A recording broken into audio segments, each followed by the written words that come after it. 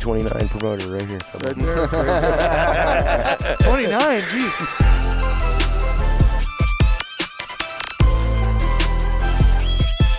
Welcome, race fans of Watermelons and Woodchips, presented by Central Iowa Diesel Performance, episode 29. And we got our first week of racing in, and we're all still here, so that's good. We have Josh Reynolds, our general manager, to the right. I'm Cody Malacote. Jonathan Logue all the way to the left, our resident stock car driver. And Bill Bushore with us today. So we got a pretty cool show planned, and I'm excited, man. We were just talking to Bill off air. We've been pretty pumped up about this since last night. Well, it got me revved up. Like I said, we talked about you last week a little bit. Hopefully it was. It was good. Okay. It was good because I had 50-50 on that. No, I just hadn't seen you in a while, and I just admire how well your hips, you can bend at your hips and work on shit. And I told the boys, I'm like, man, we get to the racetrack, and I come out of the trailer, or was at practice is what I was referring to, and you guys were, I think you were changing that starter because you guys had some battery trouble, and I come out of the trailer and I look over and I see you over there, and you're stiff-legged and bent clear over, working on the ground, basically. You know what you do. And I'm like. God. My prosthetic hip works fine. I just don't have no knees left. Right. Oh, I know what's going on. And I'm just, but like, I always give Joel shit. I'm just always like, man, seeing your dad, we come down and used the frame rack earlier this week, and I hadn't seen Joel in a while, and him and Danny were tuning on the boat in the old transmission shop there. And I'm like, dude, can we get your dad a new set of knees yet or what? And he's like, and I'm like, well, I admire his bend over, working on shit. I've only seen it for 13 seasons of my racing career. So, Right. Yeah, no, and we got, the first night of racing was not a typical night. Well, I guess it is a typical night in Boone Speedway fashion, but it has been. Yeah. No, I tell you, we got to add to Jonathan's profile though. Stock car driver, Logue Fab, track prep extraordinaire. Track pack extraordinary. Yes. I'm sorry. Yeah. Sorry, it's messed up. Listen to it. It just does the same thing now. I'm going to have to find a new one. Oh, yeah. We got to get Weirs talked into doing a billet one for you. Mm-hmm. We'll get that solved. But, yeah, no, it was kind of a wild – like that rain wasn't supposed to hit us. Like it's just one of them deals. There was nothing on the radar. And all of a sudden there was. So – we were standing there, and I was talking to Jeff when he was grilling those in the concession stand, grilling the burgers on the outside. And I'm like, hey, I got this tent. Like, it's got a vent in it. Pretty sweet deal. Like, you throw it under there. No, I'm okay. And Josh walks around the corner, and he's like, you might want to get that damn tent up because the radar does not look good. And I'm like, what is he talking about? And, like, that cell hit the river, and it just went, yep. And it was all red. It was as red as John's race car. A lot of times they hit the river, and it shrinks down. You're right. But no, not this time. I think there was a little bit of juice over there in Moingona area added to it or something. You cloud seeding over there? Exactly. Every time it rains, saves me money. Well, Bill's got an open motor back in, so he called for a little rain. All right. Wanted to hear the old needed some traction. The old pony do a little talking. They were singing last night, all of them. You could hear them. Oh, it's an open motor, but it's a neutered one. Yeah. 9-1. Yeah. Well, we had 192 cars. I think that's what we ended up with. Yep. 192 cars. And I still think he might be Rain Man too, because we were just joking around before the races, and I'm like, somebody goes, I said, how many cars do you think it is? And he's like, I don't know, looks like 151. And Josh was like, no way. Pulls his phone open, it was 152. Yeah. And I said, and the only reason it was 152 is because Buck left and then came back in. Well, and here's the other thing, too, okay, because all you keyboard warriors out there, we were in a little powwow, so no, I wasn't looking up on my race pass. You were up in there for a management meeting, I thought. Isn't that what that was? Yep, and just like I said, here's my address. I'll expect my W-2 late September or late February next year, 2027. W-2s we can handle. Paychecks not so much. But anyway. Figures. So, yeah, kind of a wild deal. Just went up there to have a little powwow with our fellow colleagues. And, I'll be for real. I wanted to see what was going on and what the call was going to be made and everything. And then, back when I was growing up, we've talked about this several times. Like, it just brought back some of the old days of racing where you had to Lottie would get on that loudspeaker and start screaming if you didn't get out. Not screaming, but just. Oh, yeah, no, he was screaming. Right.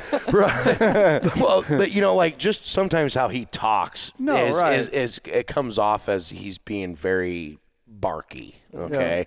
Yeah. And so we were probably an hour into the track prep session, and just kind of looking around, and I walk back across the track, and I'm like over the trailer, and everybody's got their stuff loaded up, and everybody's kind of just hanging around. And Dustin is like a huge freak about how clean our race car is, and so like I don't ever really go out and pack the tracks, but usually if we're in a scenario like that, I'm like always the first guy out there because I want to race too. And I'm like, what an effort by the Boone Speedway last night. I mean, everybody was bitching, but at the same time, nobody left.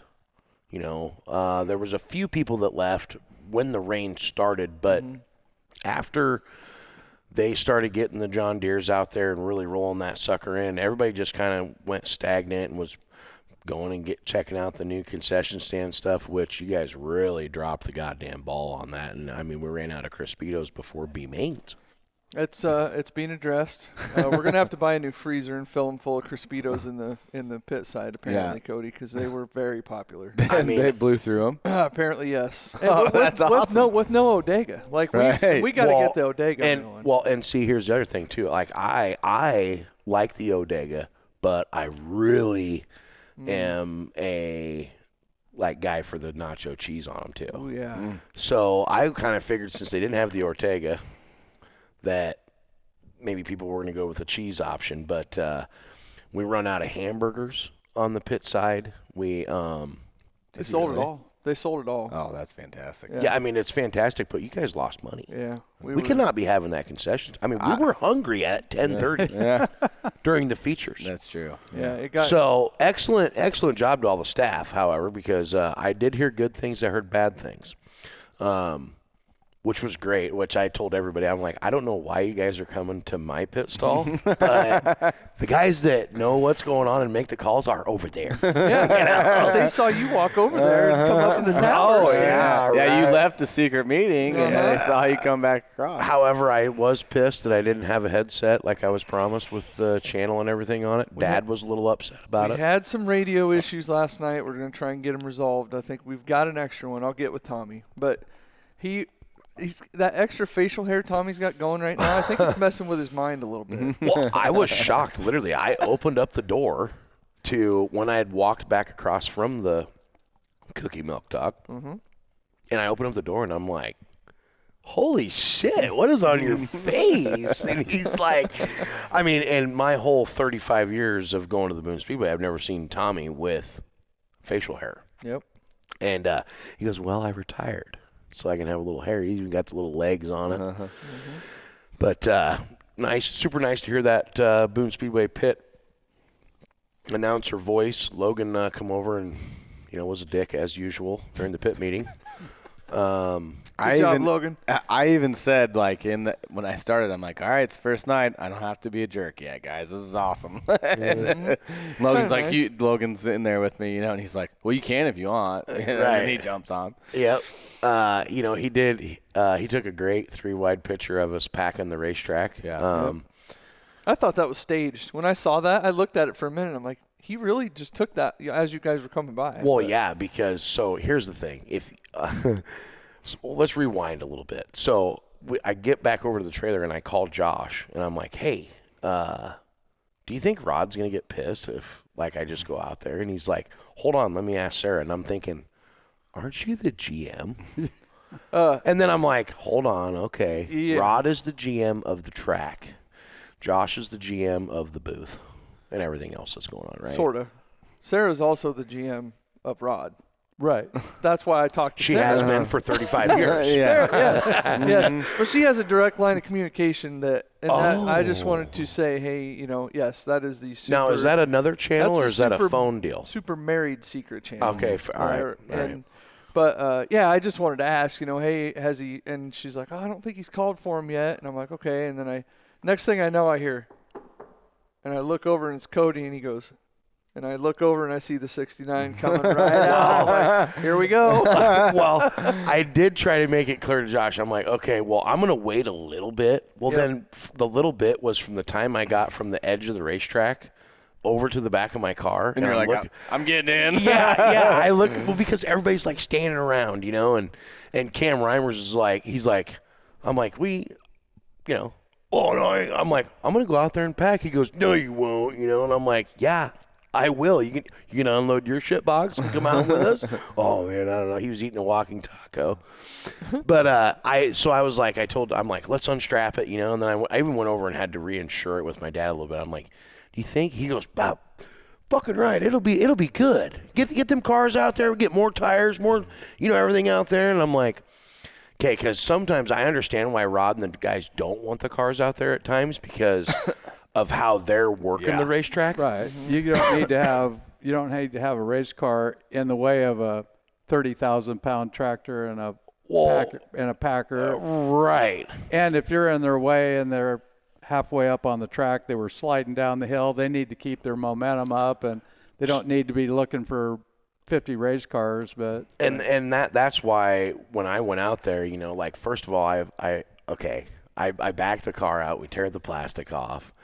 And everybody's just looking at me like, you're an idiot, and I'm just we had that discussion when you were doing that. Yeah. I figured you had a new pressure washer that you needed to check out and see how good it worked, packing that new car full of mud. We do have a good wash bay set up here. When you're an only child, you get spoiled a little bit. I do have a nice wash bay. Now, it did take us 3.5 hours to wash the car and shit today.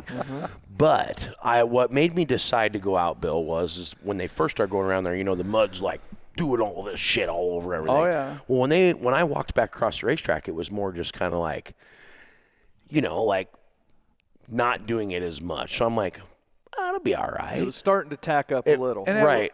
It was exceptionally wet when they started, but 35 years ago, when you pulled out on the racetrack, that's what we wheel packed on every week. Yep. That was common. When you went to the racetrack, everybody expected they had to wheel pack. And obviously, since tracks have went with a drier, better prep surface with the equipment, and obviously I've known Lottie since 1981 when he took the track over, and he single-handedly has changed dirt track racing nationwide with his track prep procedure and his racing procedure in general. Absolutely. I mean, one race on the track and 2 lined up in the pit area, that procedure, now everybody does that. Right. The one spin rule, all that stuff he implemented. He was a dick about it all them years Oh, too. yeah. Hey, he's been the same thing, isn't it? You've been around him longer than all of us. Yeah. How many times have you ever seen him get knocked out? Just a couple? Just once at Des Moines. Yeah. Kellen knocked him off a 4-wheeler one night at Des Moines. I mean, totally cartwheeled him off the back of his 4-wheeler. And you know what he did? Got up, dusted himself off, picked up his wire rim glasses and stuck them back on his face and said, that's going to cost you 2 weeks. You're out of here. It's like 2 weeks? I figured it was a death penalty. Right. Well, I mean. But he can do the math. Them boys brought a lot of people to the fairgrounds. And it's like, I know how much it's going to cost me to have him gone for more than 2 weeks. He didn't hit me that hard. Right.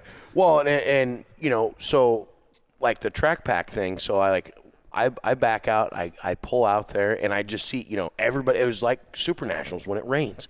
Everybody's up on the grass, everybody's standing around, and I'm like, I pull out there, and I'm like, I am roosting every single person standing in turn 2. I'm doing it, you know. And funny story, Jake McBurney calls me today, which I'm gonna bring this up a little bit later, but But he goes, Bud, you splatted Dad. He goes, I walk over there and Dad's got mud all over him. And Jake goes, Bud, what happened? And Joe goes, fucking Jonathan sprayed me with, and everybody over there, because I even gave him the like, hey, I'm gonna turn here and get my wheels back and stand on it, and nobody moves. So I'm like, eh. So anybody that listens to the show, if we go out onto the racetrack, whether it be hot laps, because I'm going to do this regardless. I don't care. Or to pack the track. If you don't think that I'm not going to roost your ass, somehow I'm going to. It's just what I'm going to do, because Jimmy Gustin did it to me one time. I had my helmet on and everything, and he's like doing this, you know, and he just, whoop. I mean, and so then now I have mud in my eyes, like, and mud hurts in your eyes, right? Like we're trying to hot lap. So ever since then, I mean, I've done it to Buck, I've done it to Matt. I mean, it's a thing. So watch out for that. So we come around there, and when I get onto the front stretch, like the people in the grandstands are jacked up. They're going nuts. They were. The kids are coming down to the fence, and there is an art to doing it. You got to really pay attention. Those tractors, like Bill said, are super heavy. We're pretty light, so you got to keep your speed up, and it drives me nuts. Like, if you slow down on the racetrack because of another car in front of you, just swerve and get out of the way. Just swerve around, you know, like, be smart about it, I'm saying, and just maneuver around the tractors. You know how fast they're going. They're not changing their speed usually at this point. So I just kind of weaved, and that's what happened with Buck and Garrett and I is – here they come, you know, on the outside, and I'm like, oh, there's a hole. I'm going for it. So then I pull up, and Garrett's throwing dirt clods, and Buck, we're throwing it down. And I mean, it was just, like Bill said, back in the day when we were kids going to the racetrack, everybody packed the racetrack. Oh, yeah, that gave the pit crew guys and your buddy a chance to make a lap around the track. Going 5 mile an hour, and right? Yeah, backwards. And people would usually pile into the cars, and you go out and burn a couple of rods and come in. I still remember back. It would have been when Jason had a stock car. It would have been 2002, I think. That first year he had a stock car, and they're like, "Hey, just hop in there and go take it out there." And I'm like, I was probably 14 or 15 at the time, and I'm like, this is awesome. Talked about that in old study hall for weeks afterwards. There used to be, I mean, I remember modifieds, there'd be guys like sitting on the deck. Their stock cars and hobbies are sitting in the back window. Like, it was a big deal. Yeah. We loved it. Yeah. But it just so, like, and sometimes all it takes is, like Rod and them, I'm thinking at this point, they've been out there for almost 2 hours. Well, at least an hour, hour and a half. A while. It's like there's 150 cars. At that time, I still thought there was 150 cars. Yeah, there was 40 sitting in the parking lot that decided to come in. Right. And it's like, you know what? I'm just going to go out there, and when I get out there, Rod, he just gives me that little side-eye look like, okay, bud, and then all of a sudden I'm the only one out there, and I'm looking, and people are taking pictures and doing all this and that and everything. Did you guys see me lose my hat? Yeah, he stopped. So he's talking about not stopping on the racetrack. He got out of his car to pick his hat up. Well, we had worked it in. At this point, we had been around. I'd been around it probably 100 times at this point, maybe. I mean, it felt like. And so I'm like, I'm going to gas this thing up and just see how sloppy it is. We've been up on the top. Like, it feels pretty good. I gas it literally, and it just rips it off. And I'm like, oh, man. And it was my black Performance Bodies hat. So I'm like, I really hope nobody runs it over. So then I hurry up and speed around, and I'm like, there it is. And so I stop, and I get out, and put my hat back on, and Hank or Perry are like, what? And I'm like, I lost my hat. Now, if I would have had my radio, I could have communicated that with everybody. Again, so we'll work on that. All right. It's, well, and when the first time he come around, everybody's going nuts, and he's just fist pumping everybody. Well, it's like we've been there for like I said, an hour and a half, and everybody's like, oh, man, they're going up, getting food, sitting, bullshitting, shooting the shit. I mean, it was great. Like, it was like just a little hype up before the races, And then all of a sudden you get another car, and another car, and another car. And then by the end of it, we had 5 sessions of cars going out the back. Staging was full. Yeah, they were trying to flag me off. Sorry, Foxman and Larry. They were trying to flag me off. And I'm like, bullshit. I started this. I'm staying out here the whole time. I'm getting another lap. Right. Yeah, right. Even packing the track, he's going to get another lap. Right. So, it just, it sped it up. I think it only took a good 20 minutes or so after everybody was out there. Yep. Before they were like, all right, okay, we've got it to a position to where now let's do some hot laps. Like we kind of thought, I think a lot of people thought, okay, he's just going to go get the grader and scrape all that muck off down at the infield because we all know how it works, right? We sheep's foot, create a base, and then we've got a 3-inch layer on top that we work with and fluff and roll back in, and that's what we race on, right? So we'll have all that dirt kicked over the edge of the hill before the end of the summer. We need to leave it on there. Right. But you know what I'm saying? How muddy it was because you could tell that underneath of there because Brett, when we were in the tower, was like, man, look at those frickin' the Packers, like they were bouncing around really bad. Big dirt clods just. But the racetrack was smooth. Right. Mm-hmm. I mean, when we raced on it, it was smooth. Now, there was a curb, par for the course. Yep. We had we drew the 83, which was bullshit, by the way. Sarah, thanks. So we started 9th in our heat race, first heat. The racetrack was the same for everybody. We drove up to 7th.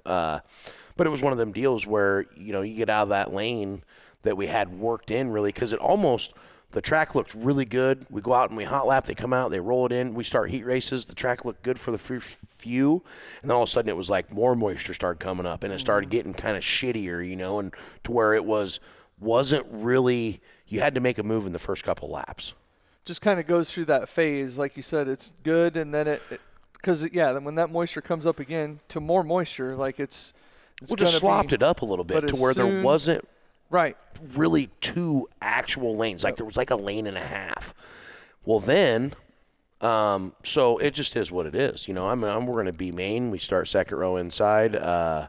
Raced against one of the all-time greats at the Boone Speedway, Robert Stouffer. You dick. You put a rub mark on my brand new body for in a B main.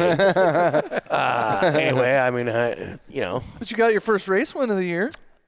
Woo. Hey, some guys never win a B main, John. That's true. But hey, that's another point I want to bring up. Then we'll get to that here in a little bit. But you got a lot of shit to say tonight. Oh man, I'm telling you, it's going to be a good one. And we got Bill on here. We got Bill. But then we won the B main and started 21st and drove up to 9th. Got hung up. I tried sneaking one in on Sarah and tried okey-doking her on the outside there because that's where the preferred lane was, and she caught me right away. Gave me the old 69, you're supposed to be on the inside. I'm like, I know. And then Devin pulls up on the outside, and I look over, and he just does his normal, like he's just locked in, and I'm thinking he's going, yeah, fucker. Get where you need to be, But I looked at it as what a great night of racing, really, for considering the conditions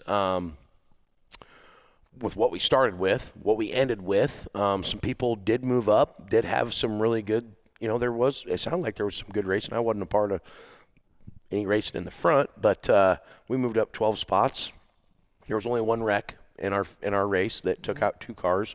So really I was a plus 10, but we didn't really tear nothing up. We got a couple of dings, and man, like I said, we went home. I didn't get my money last night because the trick printer was a little slow. But first night, when I got up there to the window, the girls had shit going on. It looked very organized. I think once they get into the mode of this is the norm, it's going to be slicker than shit. Yeah, we may attempt to try something a little bit different next week. We might print them alphabetically. We printed them as, the finishing order. I I don't know. We might try a couple different things, but we'll iron that process out, make it the best. Well, we all knew it was going to be just something different. It's different. It's just kind of like you guys changing up the concession stands and losing out on all that money because we couldn't sell nothing after the B-mains. Yeah, we're working. Like I said, See, Bill, this is why I like doing this because I can bust them up a little bit. Which is great that we sold out of concession stand stuff. That is totally awesome. But it just shows how disorganized they really are. Right. Yeah. But organized at the same time. And, well, thanks, Bill. We're going to take that one to commercial. Our guest was Bill Bushore. I participated. I got 2 Polishes last night. Okay. And I'm quite confident that the buns were left over from Super Nationals. They stayed in the freezer all winter just fine. Well, a frozen bun will survive. Yeah, you cut the freezer burn off it, you can sell them to anybody. Right? I can't wait for next week since we went through all the food, and next week's going to be the week. Everything's fresh. Oh, everything's going to be fresh. We cleaned the freezers out from last year, last night. We're ready to roll. Oh, yeah. You bet. So, I mean, Todd Shute should have been real happy because never seen the water truck in the pit area one night, all night. Didn't see it once in the water in the pit area. Yep. That it was not needed. It was not needed. Mother Nature wanted. You're right. But all in all, a really good night. No red flags. All night at the Boone Speedway. No real major mayhem. Real major mayhem. We had some couple spin outs. A little bit of action on the front stretch in the hobby stocks. And here's a good one. The stock car race when Owen Barnhill and Scott Olson got together. Yep. What? I know they were hooked together, but what was it that was hooked together? I got some insight. Hank called me today. He said tire and wheel got in behind the bumper. Oh, and God. they had to go get an impact and get the wheel off to get them apart. Mm-hmm. That's what happened. Well, and because I heard they brought Burhead over the top with Hank, and they buzzed that thing off. So. Yep. So, Johnny on the spot. And Hank even said, 1 year, I think it was last year or the year before at Super Nationals, he carried an impact the whole time, never needed it once. And then, of course, you don't have it, and something like that happens. It's just a freak deal. And both of them drove away and kept racing. Right. So it wasn't which is detrimental. wild. Yeah, how that happens. Just happened just perfect. So, but yeah, no, I mean, we saw some guys that run up front that we haven't seen run up front.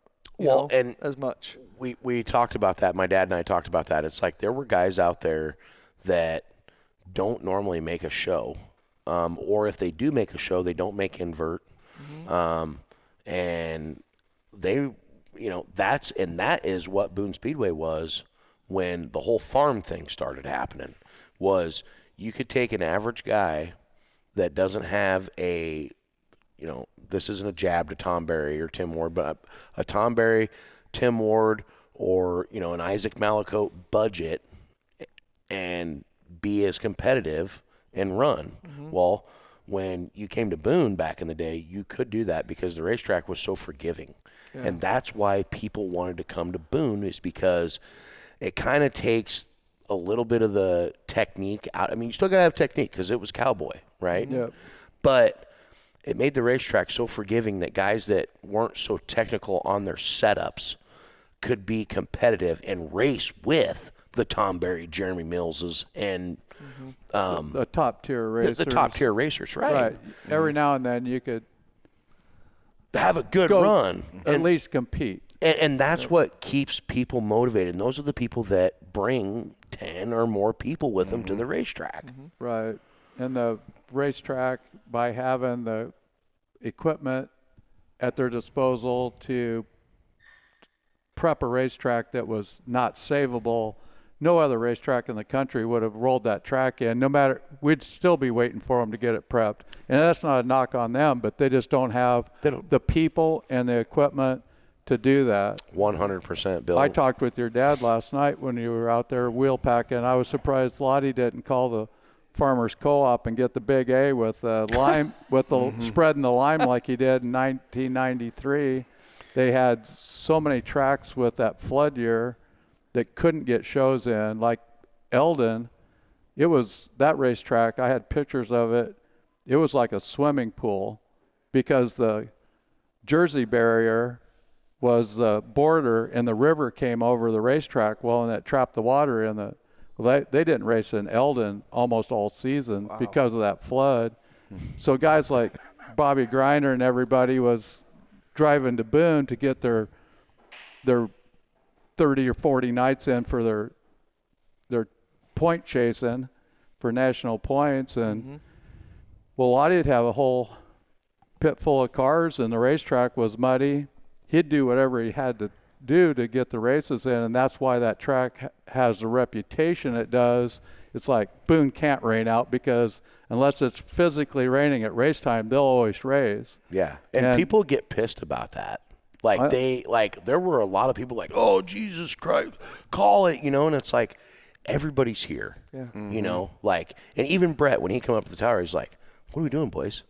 And Rod is such a diehard and works so much out there he is a racer just like we are. He wants to see the racing shit too. Now, it sucked for him last night, and you could tell that he was like, when he came walking into our little cookie milk talk, and Cody's like, what do you think, Rod? And he's, like, if you know Rod, you know what I'm talking about, right? Yep. And then, like, 3 minutes later, well, I'll see what I can do. And the next thing you know, here they come, and all of his cronies. It's like they all just follow him.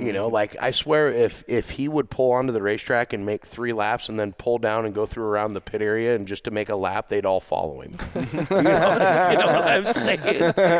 And so to see the effort that he did, I think it, inspired people. Yeah. Well, it did for me for sure, just because, well, I wanted to get out there and do it because I wanted to race, but, they spent a lot of diesel money last night too. Now, granted, you guys are in it to make money, but still, I think it was a great thing by all the racers to get out there and just really help do that, and really not really complain about it. No, we'd complain about it if we did it every week, right? I mean, because of the cleanup cost of the cars, like you said, you already spent 3 hours cleaning your car up, and mine's still sitting in the trailer, and we didn't wheel pack. You're right. Right. I saved my stuff. Jay's wheel packed enough times. I think he's done his fair share. Now, I do have a good idea for the racetrack. After last night, I was watching. I'm like, man, I'm looking around at all the racetrack, and I see in the pit area all these people scraping all the mud off their cars and just scooping it out into the roadway. Or I was Russ Dickerson. He's got this hell of a hole down in his pit area. He's been taking the dirt and filling that hole in. But I think we need to get some containers and put along the pit area, and people can go throw their dirt in there. In this designated spot. People will do it if it's there. Yeah. And it'd be a great way to keep the dirt for the racetrack, since it's so hard for us to get dirt at the racetrack and how much we lose on every car. I mean, we lost a lot of dirt last night at the racetrack. Oh, there's a lot of dirt migrated out of there. A lot, right? And I think if you've got a designated spot for some of that shit in the pits, Hank can come around at the end of the night, pick that sucker up, and go dump it on the racetrack. Yep. Save some of it. Save some. I mean, we're not doing anything else. We're just sweeping it out into the roadway anyway. Yep. Something to think about. Just another way to save the racetrack money. We'll put that on the next agenda. Just put it on his tab, too. Oh, well, yeah. Yeah. Right. Just saying. Well, wait. He can fab up a box. What am I talking about? Well, I'm thinking we could just take plastic barrels, the 55-gallon barrels, just cut them in half. Yep. Get something to where we can lift it up with.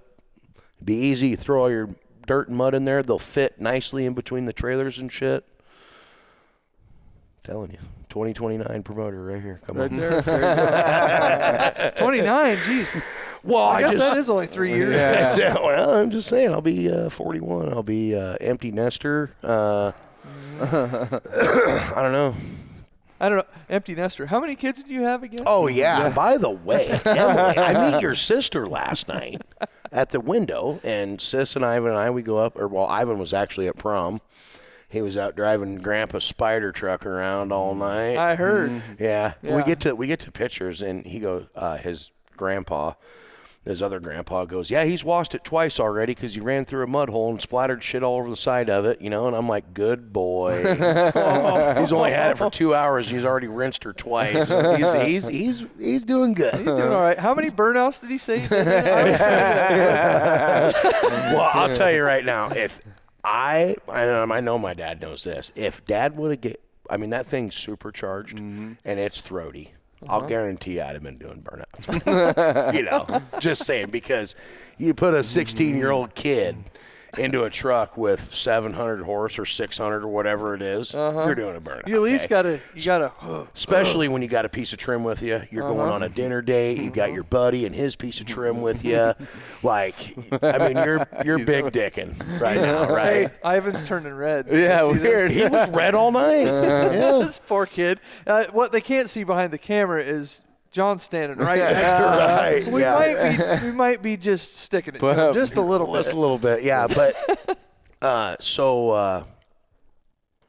Emily, yeah. So we're at the window. I lost my train of thought. You said you wasn't going to forget her name. Right. And you did. I did. And so I'm like, oh, we filled out all of our minor stuff or whatever, And she's like, oh, okay. She grabs the batch of cards and picks out Hallie Ray's card, And I see Ivan's. Well, it's not really Ivan. It says J Van Logue. I'm like looking at it, and then she's folding through the things, and she's like looking, and Sis goes, "We're his only 2 kids." I'm like, she's like, "Oh," and it's like, I'm like thinking in my brain, I'm like, what do you think? I got more than 2 kids, eh? Right on. What did Josh tell you? Yeah, And so then I get home, and I will be sending this to Garrett because I want it posted on the show. It's minute 36, Garrett. Minute 36. But it is literally, it's either Juan, Loge, or it's J Van, Loge. No jab on Jerry. Another 29 without J Van. But I'm just like, man, they can't even spell my name right. I think subconsciously this happened because of the Jonathan Luge. I think it's that's par for the course. I think she heard that on one of the podcasts, and when she's writing it out, it just happened. Fine, I don't know. I can accept that. Okay. It's okay, Emily. Yeah. But she was super nice. Yeah. She did bring it. She's like, I met Jonathan. I met Bobcat. I'm Yeah. like, yeah. Yeah, she was super nice. Yep. No, she likes working there. It's kind of weird, like for me. Well, when I was in the pit shack all the time. So yesterday was really weird for me because now Jennifer's signing in drivers, and like I had stuff I was running all over the place doing, but I just every once in a while I was like, I'm supposed to be in the pit shack. Like it just had that feeling. Oh, like, right. I'm kind of lost right now. It's almost like that. What did I forget? Right. Feeling, I'm like, I'm supposed to be there, but I'm not. And they did such a good job. Jennifer's a 30-year-old in a 17-year-old body. Like she has a mind for this stuff, and she's good at it. And she gets it from her mom. I was going to say she's had a couple of really good teachers. Very good teachers, yes. She's ornery though too. She likes to go fast in her car. A little bit, yeah. That's kind of par for the course too for that family. A little bit. I heard that Rod back in the day was missing a little bit of driver's license. They didn't have SR22 back then, did they? They just yanked her. Yeah, just took her away. Yeah, right. They should have called it RR22 or Rod Robbins. Right. But yeah, Jennifer. I asked her if she's had any tickets she had to pay off with her envelope every week. She goes, "No, I got those paid off." But yep, they had fun. But yeah, we had some new winners last night. Yeah, and some old winners. Yeah. Just starting from the top, we can kind of go through results real quick on some stuff, but Josh May picking up the mod light, the CarQuest mod lights. Hold on. And the mod lights, we're bringing it up. Oh, yeah. The finger dance was a hot topic. Oh, yeah. People were going nuts. Yes. Yeah. Even the tech guys in the I was down in the infield, and Big Kevin and Matt, that's where they come from, is the mod light side, and they're like, "Oh, look, everybody's doing it. They're doing finger waves." So it was pretty cool. Anyway, I just had to elaborate. I do that, right? So move on. It was awesome. Go ahead. It was awesome. Yeah, it was. Yeah. I thought we were gonna have a little watermelons and wood chips, caramel with Austin Gray. He ran second. I thought maybe he was gonna get Josh, but it was a good race. Josh is pretty good. That one kind of came down to you had basically, essentially 2 of the fastest, if not the 2 fastest guys in that class. Up front, whoever gets to the front there. Austin I think he was on the bottom. Yeah, he was on the pole, right? So he actually fell back to 4th on the next lap. He got back up to 2nd and was right there with them and selling a tranny. Yeah. No. And but it went. I thought he was going to get back to him, and he did. But about every time he'd get back to him, he'd try to rip it, and he'd about hit the fence, and then he'd go. Just cost Josh himself a Jacob. little bit of time But here and there. yeah, no, it was. Josh did a good job. Picked up that win, and Sport Mod race was good. Yeah, that Sackow guy, he's going to learn to get around Boone one of these times, I think. It's just a matter of time with him. I don't think it matters where he starts. Like He's lucky I moved up. I heard, he was inviting you back down. I know You he dabbled was. in it last year a little Well, bit. I did, but he's got such a big motor. That's what it is. that I what mean, it is? just ask him. He'll tell you. Jake's a really cool dude. I love racing with Jake because he races so hard. Mm-hmm. Now, he's taken me out more times than I've taken him out. But who's keeping score? He is. Oh. He is. He always gives me shit because I cut his right front down in Vegas. You had to drive 1,500 miles to give him a flat. Yep. Okay. Yep. I was on the bottom, bud. He wasn't there. He says he was there. I mean, he kind of was there. So I'm going to know if he's listening because I always tell him that he was never there. But what a great race. Them guys put on a hell of a show. Mikey Smith went from 20th to 4th. Right. Yeah. What happened? Did anybody talk to Rocky? Did he blow the motor up? Or, it just – If it didn't, something smelled I didn't pretty know. bad. Yeah, but I just didn't know if it was maybe a radiator, It could have because been, it was just white smoke real quick, and then it went away. Yep. And so when they pushed him in, I just didn't know. But they had a hell of a race going on there, and I know Rocky really was. He was very. I hadn't seen him. God bless that whole family. Been a part of the racing world for a long time. And their mom is in a battle with cancer, and Rocky had been out of the racing world there for a little bit, and he's got a tribute car to his mom for the pink and stuff. And Rocky and I have been really good friends since 1997 when he used to roll around in the old Monty with the white sunglasses on and shit, And I went up to him last night and was just like, "Hey, man, I'm really sorry about your mom," and he got really emotional. So it was really tough. I was really pumped up to watch. He's in that brand new Vanderbilt car, Taco John's ride, and he was running good. Yeah, and they were putting on a show. And then Randy Havlick, look out! He come around there, and then Sacco says, "Look out, boys! Yeah, I'm coming in, and I'm And he had to double set that up because they had a restart. He took the lead and then had yellow. Yeah, but if you watched that, the first restart he threw a bomb. The next restart he waited until the next corner to throw a bomb. So he was a little unpredictable there. But Jake then just doing what Jake Sacco does. He's done that the last couple of years. I really feel like he's really, he's always been there, but he's just really, really sharpened up a lot of the stuff that he was loose on, and it's really made him one of the best drivers in the class, in my opinion. Yep. But yeah, modifieds, banger. Yeah, for sure. This guy over here had not a new driver, but brought him out of retirement. Yeah, brought the guy out of retirement, and me and Jay looked good in that thing. He tried to pick old Snyder with that lap car too. He had him set up, and then it was kind of on from there. Bill and I were talking about it earlier a little bit, and it's like Jacob Snyder's that Snyder family is such a good family, and to see Jacob pick up a win, kid races clean, he's respectable. I was telling Bill, I'm like, man, I knew Jay was leading the race, and I started so far back that I couldn't really see, and they had a caution with 3 to go, and I could tell just a little stretch that I could see, and I was like, I could see Jay's car, and I'm like, God, that's got to be Snyder, but I wasn't for sure, and just got up this morning and seen the whole proud dad post from Jacob's dad, Jason. Oh yeah, Beeve was still wound up today. It's kind of a big deal, Yeah. Well, and actually, so I was over at Bill's trailer talking to Jay for a while, and then Beeve came up and was talking to us, and he's like, yeah, we were not going to race. Like, nope, I think I'm going to work in the shop and watch it on TV, whatever. And he goes, next thing I know, I hear the trucks backing up to the trailer and it's getting hooked up. And he comes in, he goes, I'm going to Boone with or without you. If you want to go, I'm leaving at this time. Wow. And Good dad. yeah. Good Come dad. down and end So up he winning it. Jumped in there Yeah. and Dads are real good at talking kids into doing stuff, aren't you, Bill? Oh yeah. Well, you no, see how well that worked out. For him. Right. well, Jacob was the one that was hooking the stuff up. Beeve was staying home. Oh, really? Yes. Oh. Beeve was staying Oh, home. oh.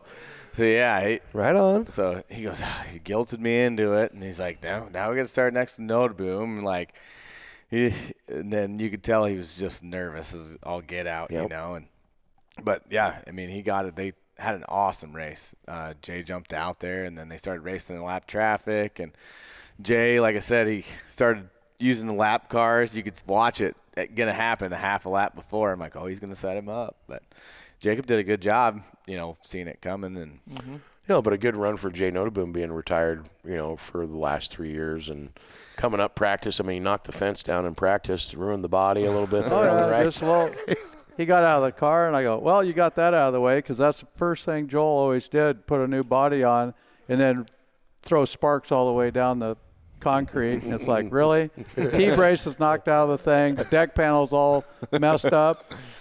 You spent all that time measuring body bowl holes out to a 1/16 of an inch, and then first lap and hot laps arc the thing in the corner and throw sparks all the way down the front straightaway. It's like, well, we got that out of the way. Jay got out of the car and goes, I wasn't that close to the wall. And I go, well, walk over here. He says, just leave. Don't even fix it. It's done. Just leave it. I got that out of the way. Yeah. Yep. Right. yeah, it was good talking to Jay and seeing him, and you know, he was like, man, I don't know, we'll see if I still got it or not. And he's like, you know, I didn't really want to start on the front row. I'm like, yeah, we juiced up the draw, you know, we had Right. to give you a chance here. Yeah. Yeah, We're going to get into that. I was after going to the say, break. I've already caught a little bit of flack for that. But Yeah, because I didn't take over the timer, but we're 46 minutes in. we're cooking right along. Yeah. But get through your finished lineup here Yeah, with the results. You know, Braden Richards, that brand new BHE icon. Jake McBurney throwback car, is that what that is? Because when he pulled out, I was like, Jake. Oh, that's not Jake. It's an Braden. 11. Yeah. No, but it just the blue and the yellow, and Yep. it just looked a lot like Jake's, but It was fast. fast. Yeah. He was fast, yeah. Dave Smith and Buck Schaffer. I mean, I was darting around and inside the top 20 at that point. Didn't really know what was going on up there, but it sounded like it was a good race. Yeah. It was. Yep. It Yeah, was. I think Buck ended up getting him with a couple to go, I think, to get second. Dave. Well, I asked Dave Smith after he stepped on his honker down in there in turn 1 and 2 in the heat race. I'm like, Bud, he goes, I killed the car. And I'm like, still, Dave Smith, don't do that. You It's know, 'cause like he it was put just so weird, you know? I mean, he put a regular body on the damn thing. It's not a weird old Monte Carlo. so the question or, is, though, is that a Dodge body or is he running a Chevy? It's a good question. I thought it was a Chevy, but He's that's a always good been a question. Dodge man. He kind of, I don't know. He's a little different. He's got a lot of access to some vehicles. So Oh, yeah. he gets to It was very try out weird some to different see. ones. I thought it was a different brother or something. Right. Well, maybe. know. I'm going to go look up Dave next week. Maybe we can get him talked into doing a podcast up at their shop, and we can find out for ourselves. I'm going to ask the question. You work on that, bud. I was told good luck, but yeah. it still think it'd be cool if they'd. A lot of secret shit over there, ain't there, Bill? Oh, top secret. yeah, there not a lot get let in over there, unless you're a hog farmer. Or, I could talk. customer. I could talk hog farm with him. well, I mean, I could too. We'll get in there. But We'll get in there. Yours is a different kind of hog. yeah, One race left. Yeah, Hobby Stocks, Jordan Fisher. I think he won by, 9.5 seconds? It was over. Holy it was about a shit. half a track. who's Jordan Fisher? Jordan Fisher. Jordan. 52. He's from Garrison. New Brett, guy? Brett mentioned him. No, he's been racing for a while because, like we've seen him at Marshalltown last couple right years, on. some here and there. And Okay. I think he maybe runs Independence. I don't want to speak for him, but yeah, he was Right on. gone. Like fast. they dropped Awesome. But first, doesn't race Boone Weekly. not every week. No, he's always a Super Nationals guy, I think too. So Well, and I thought Matt McDonald was leading the race because It that's looked how like it. that's how far ahead he was. Yes. No shit. I had to scoreboard myself because I was like, where is and I looked up, I'm like, oh, hell, Matt's in second. So, Yeah, Jamie Cody and then Braden Gifford goes a plus 20. yes, plus 20 in a hobby race on that track.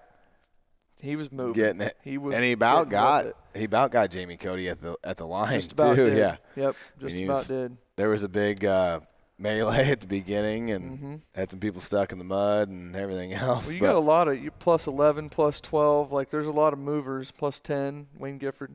A lot of movers in the hobby race. And that's one of those nights where when they got out there was still something there. Like, they got to go out and race and really put one down. And it was fun to watch. And you know me, I'm a hobby guy, so I was all about it. That's right. Yeah. Yep. Well, we got through our results. Let's go to our break. I think that's the longest. That's the deepest. Gone. Yeah, That's the deepest. Yeah. But Well, man.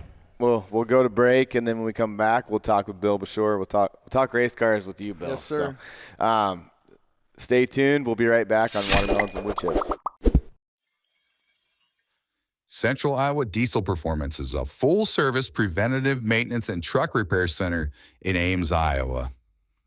While they specialize in high-performance applications, they can do fleet repair, engine maintenance, transmission repair, or things such as brakes and electrical. Anything diesel truck related, Central Iowa Diesel Performance is your go-to shop. Check them out at www.centraliowadieselperformance.com. At Moffitts Ford, it's not just about selling cars. It's about taking care of our neighbors. For generations, families have trusted us for reliable vehicles, honest pricing, and service that feels like home. Whether it's a dependable F-150, a safe and spacious Explorer, or your next pre-owned vehicle, we're here to help you find the right fit. And long after you drive off the lot, we're still here with expert service you can count on. Stop by and see us today. Moffitts Ford, home of the million-mile warranty. Welcome back, race fans. Watermelons and Wood Chips presented by Central Iowa Diesel Performance. And we got through all of our results, right? We kind of talked about our night and, like I said, our unconventional night, but kind of conventional for Boone Speedway type deal. But we want to bring in our guest. We've been talking about Mr. Bashure for a while. Like, man, it'd be cool to get Bill on here. And I say this to a lot of people, but I can't believe you actually agreed to come on here with us. Well, I kind of snookered him because we were in a group of people. Well, Jay and I can't ever remember the guy's name. Joey. I know Joey, but I can't ever remember his name. And Jay's wife was standing there, and I just walked up to him. I'm like, "Hey, Bill, what are you doing tomorrow?" "Oh, I don't know. No, why?" I'm like, "Well, you want to come be on the podcast?"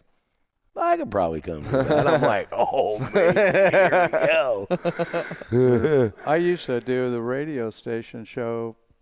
Oh, well, I know. That's why. But I'm just like, ago. Your story and your background on racing is, and the inspiration that you've had on racing and how long you've spent doing what we all love is just awesome, and I know a lot of those things, but I think that it's very cool that you're here and are going to share some of those stories with us. And you've had a lot of ups and downs in the racing, and you've worked with a lot of cool people. And I'm curious because I know how many transmission snap rings you've put in, and you've had. You got her all inventoried up here. Up here, bud. We were down at the frame machine earlier this year, and Danny was telling me that he broke your favorite screwdriver, and Joel's like, "My grandpa's dad used this screwdriver," and Danny gets it and hits it with a hammer and shatters it, and Danny goes, "I literally was scared to tell Bill." Oh yeah, that wood handled screwdriver, they don't even make them anymore. Right. Well, and Joel goes, when he came to me and told me, he goes, "I thought it was just a typical, we'll just go heat it up on the bench and curl it over, because he's like, it's the screwdriver we use to take out reverse snap rings. And he goes, Joel goes, "I've taken out hundreds of snap." He goes, "And I don't even know how many my dad has with this screwdriver." He goes, but Probably 30,000. Easily 30,000. right. And I'm like, and he used it twice and broke the handle off. yeah. So I got a kick out of that, and I'm curious because you've built transmissions, not just for race cars, but for a lot of things over the years, and I'm super excited to get on here and hear some of that stuff. Well, ask me what you want. This is your chance. Where did it all begin? My dad was working in Ames with Arnie Brayland on a construction job. Brayland was a painter, and my dad was union carpenter at the time. And Arnie told my dad, some night you want to come over to the racetrack, come down to the pit area after the races. And he was driving for Sam and Donna Post, Donna F. Camp. And that's how I got connected in racing in 1968. Run around the Boone Speedway every Saturday night with a purple windbreaker with a 66 on the back of it. And my uncle was good friends with Greg Davis, and Arlo Dornbush cut my hair. And it's the local home-built late model cars back then. It was guys building cars in their garage and big block motors and big tires on the three corners of the car and a little skinny one on the left front, and a lot of center steer cars. Mm-hmm. The drivers were generally bigger boys. They had to, no power steering, big block motor, big tires. You had to get up on the wheel. You had to drive that thing. That's what it meant to get up on the wheel. Oh yeah, you had to get after it. Yeah. Well, and we always talked about as good as Arnie and Greg Davis were. They were more muscular guys, and Arlo Dornbush was, probably Cody size or smaller, and you could almost tell 10, 12 laps into the race, he'd start falling out of the seat somewhat. I'm sure he was physically demanding. Yeah. A racetrack like last night that had a big cushion on it, you had to manhandle that thing. Yep. And the bigger guys had an advantage. Guys like George Barton and that, they were Bill Davis. They were all bigger guys. So that's where Dave Farron he had those long arms. He could really put the muscle to it. Oh yeah. See, there was a day that we had an advantage, Jonathan. Yes. Yeah. Seriously. That's why it went away. Right. All these guys had to have power steering. Oh yeah. Right. Power steering and everything now it's sanitized so much compared to what it was. Mm-hmm. Well, and we talked about that a little bit too, Bill, is like a lot of people back in the day that were racers weren't young kids. They were mechanics or somebody that had access to a junkyard. Right. Or not access to it, but worked at a junkyard or whatever, and had a service station or whatever else. Full, like Brayland had a full service gas station.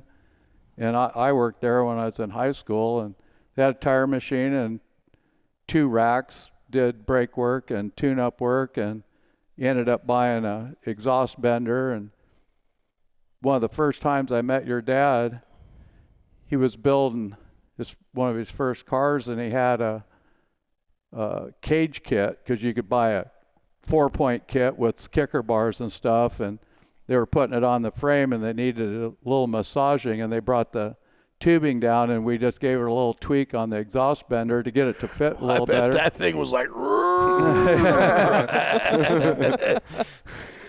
So.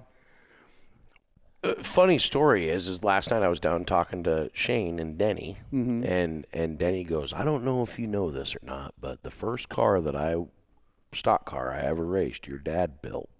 Because I don't know where he built it, but he goes, I won National Rookie of the Year that year. And I'm just like, God, we got to get Denny on here now, too. Like Denny, and Denny drove for you for... 2001, 2001 to 2006 when he flipped my Dirtworks car off turn 3 and broke his scapula. Well, and we've seen Denny Stoneburner and my dad as well get into that bad deal in turn 1. You remember that? Oh, they hit radiator cap to radiator cap head on. So that was one of the hardest hits I'd ever seen. Yeah, it was. Cale Sponsler went underneath a Denny. Yeah, my dad's got the picture of it. Oh yeah, that was a. And that's what kind of sidelined my dad there for a while. It screwed his neck up, and that's when Mark That was a hard hit. Yeah. They were wide open when they got tangled up and turned around, and Denny walked across the racetrack with his helmet and just set it on the fender of the trailer, and he goes, "Your shit's junk." And I go, "Here's what it is." right. I'm not happy about it, but you walked over here, and that's about all that matters at that point, you know. We've talked about that 100 times, and that's, you know. When you got to have Kurt Condon's cell phone number on speed dial so he can. I've had to have 3 cars brought to my shop on the Condon's rollback truck, so. Fortunately, one of them wasn't mine. It was Burke's. Oh, yeah. Oh, yeah. Vividly remember that. Yeah. So you start going to the races and stuff with your dad. Yeah, 1968, like I said, we started going to races, and the Braylon family was with the Mitchells, and Floyd Mitchell was flagman at the time, and the local racing community, everybody knew everybody in town, so that's how I kind of got started in the racing. And then Braylon went on to race for Everett Souther, and when I got my driver's license, one of the first places I went was down to Polk City, where Braylon's car was at Darrell Wobble's house, Darrell Walker. Drove down there, thought I was helping on the car, and they just had me clean drain pans and scrape mud off of body panels and stuff like that. But it's all stuff that has to be done. Right. And you can't learn anything unless you get involved. You can stand on the sidelines and watch, and you can only learn so much. You got to participate, and I always was a kind of a hands-on guy, as long as I didn't do something that I didn't screw something up. I wanted to participate. And so when at the point, when did the transmission shop come in? When did you decide, or like, I'm going to build these Powerglides for these race cars? And I mean, first of all, let's start with this: how many transmissions have you built since you've started? And I mean, I know it's slowed down. I mean, when did you start that business? How many have you built? Oh, my brother used to keep track, since he was my primary builder for 30 years. He used to keep track, and he quit counting at 22,000. And then, just a couple. Just a couple. That screwdriver took a lot of reverse pins out, boys. Okay, I'm just saying. Yeah, but I got involved a little bit with drag racing in the late 70s and throughout the 80s. And the Powerglide transmissions were real popular in bracket cars and drag race, and they're still one of the most popular transmissions in motorsports today, because of the different types of cars that they can fit in. But I learned from some other people that showed me a few tricks of the trade, and we were building bracket race Powerglides in the early 80s and throughout the 80s, and guys like Boyd Brown and stuff I always helped Boyd if he needed something. I did some engine repair work and stuff, because primarily a big block guy. But were you part of the pulling the motor out of Blanche's car on Fridays and putting it in to race on Saturdays and then putting it back in on Sundays so she could go to work on Monday? Boyd Brown was that savage, boys. Yeah. Wow. Boyd Brown, Boyd Brown got my dad, and Donna Post and stuff my dad started into all this stuff too, and it's just when you hear that story, like Dad goes, yeah, I go over to Boyd's. I mean, they'd have a pickup truck hooked up to the race car and a tree, and you know, and then on Sundays they'd pull the motor out and put it back in Blanche's car so she'd go to work. Somebody had to work. Right. Right. But those were the times, like, you lived in those times. Right. I raced a big block bracket car. It was actually a 36 Chevy pickup with a 427 and a Powerglide and a quick change rear end. Well, I towed with a old 454 big block, and there was more than one time we cannibalized push rods and rocker arms and stuff so we could race, and then after the races were over, we had to put the truck back together so we could drive home. Scott Davis has got a lot of those stories too. Yeah. like I mean, some wild shit. Like, they had to take the fan off the race car and put it on the truck because something, you know, come apart, and I'm just like, really? Yep. You know, like.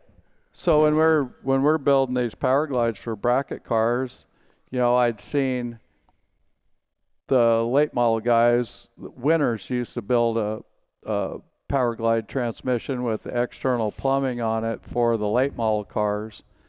And I seen a few of them. It's like, well, there's really not too much difference in the base rotating assembly from what we're doing for the drag race applications. It's like, I think we can do this. And I put a tranny in Boyd Brown's car and Scott Rogers' stock car back in the day. Fireball. Oh, yeah, old Fireball Scott.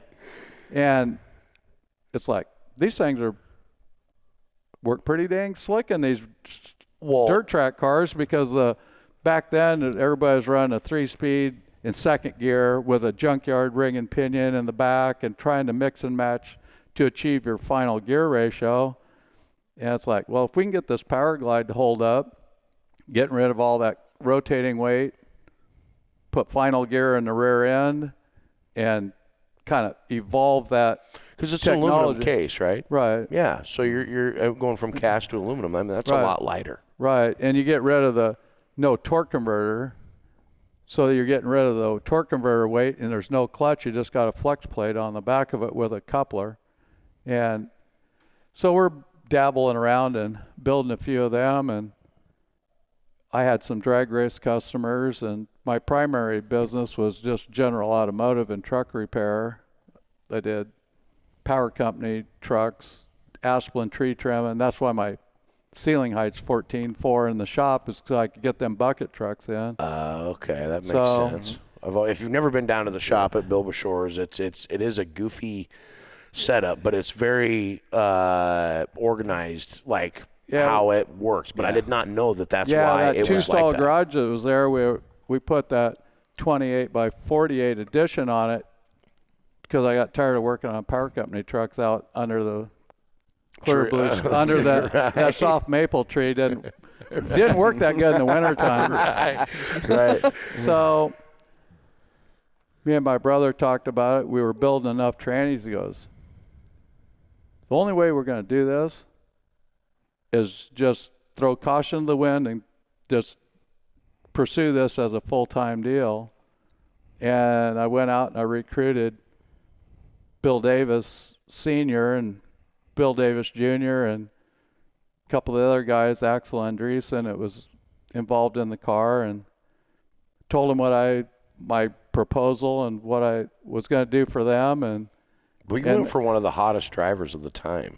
My brothers, we sat at the Boone Speedway and watched him race in 1989, and he was national champion. He goes, we ain't screwing around. We're just going to go after the best guy out there. If you want to start at the bottom and work your way up, it's going to take too long. We just got to go out and we got to get somebody that can promote the product. So and I had a little inside track because Bill Pantier, that still partners with me on the race car, he worked with Bill Davis in the truck. You know, they city delivery there in Des Moines driving trucks. Yep. So Bill Pantier knew Bill Davis and said, hey, this buddy of mine. The Bill. Oh, yeah. Like Larry, Darryl, and Darryl, more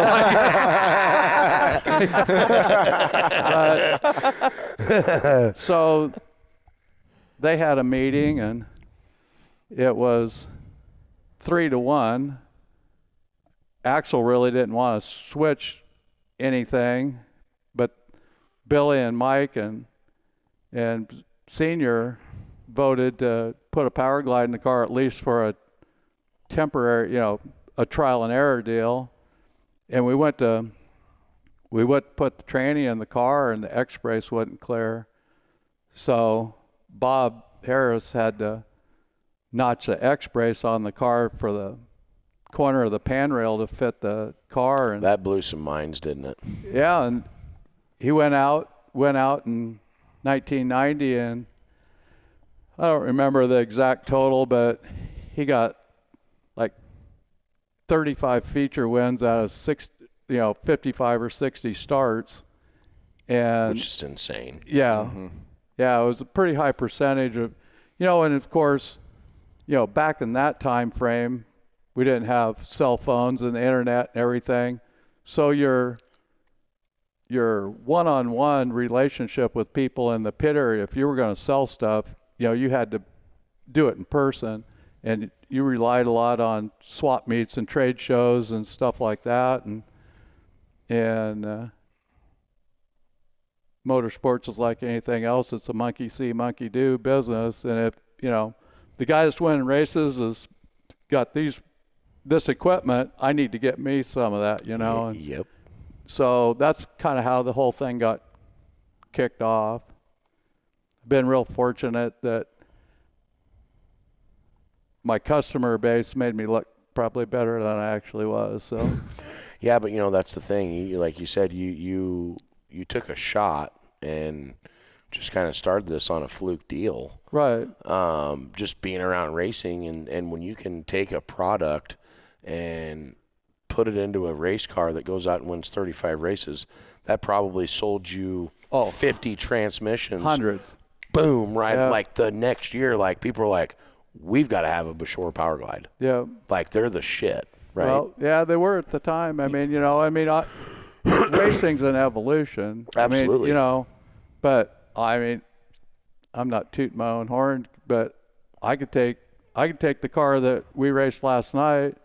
I could put a Powerglide in that thing and go out there on transponder and turn exact same lap times. The tranny's a little heavier, than the Falcon, but we have to be real careful in this business because the limiting factor is that tire we're on. Mm-hmm. So you increase or decrease rotating mass, and I learned a lot. That V6 experiment was kind of a... We've talked about that on the podcast. God. That was a deal. It was quite a learning curve. I'm not saying that it ain't for everybody. I spent a lot of capital to play that game, but I probably wouldn't necessarily do it. I would do it different, but I wouldn't not do it. Right. If I had the resources to do it, I got some ideas. It could work, but it was quite a deal to do that because you had such a light rotating assembly. The rate of gain on the dyno, we actually had to turn the brake up because even though that thing only made 420 horse, the rate of gain, the data acquisition wouldn't read it on the initial hit of the throttle. We had to turn the brake up because the bottom end, it wouldn't read it. Really? Yeah, it was just, and Joel, I'll tell you, it was that hard to drive too. We actually took a cast iron flywheel, like you'd run on a hobby stock, a 19-pound flywheel, and would stick on that thing for slick tracks because we had to run 100 points deeper gear with that little motor than you would with a V8 motor. So your compression braking on the D-cell, you couldn't get that thing tight enough because if you went in there and lifted with 13-to-1 compression motor with no rotating, it would just stop the rear tires. So it was harder to drive the car at times on slick because the deceleration would shear the tire and then you go to pick the throttle up in your 100-point deeper gear. So fast. So when it broke the tires loose, it would accelerate so fast you couldn't lift out of it quick enough to keep from spinning the tires, you know. So but we learned a lot of stuff about the balance of the car by taking 100 pounds out of the engine compartment, just how the balance of the car, we had to move all the weight to the center of the car. It drove nice, but your tuning window was real narrow with it. So... And this, kids, is Bill Nye, the race car guy, episode 13 on the V6 motor. Bill, that was very interesting. I mean, I don't think a lot of people understand what kind of stuff went into that. A lot of people thought you were crazy. Oh, well, they weren't far off. You know what I'm saying, though? Like, we had to build the cylinder heads for that. Literally cut a 215 Dart Iron Eagle cylinder head in half. Took one cylinder out of it and took it over to Cambridge, and they welded the cylinder heads back together to make, because there's no performance cylinder head that's not aluminum for that V6. The old junkyard 229, 231 cubic inch heads would be equivalent to running an old 882 Chevy head. Right. It's the same, you know. That's wild, too. I didn't know you had to do that. Oh, yeah. We still got that. Norm Chenlin still has the cylinder heads.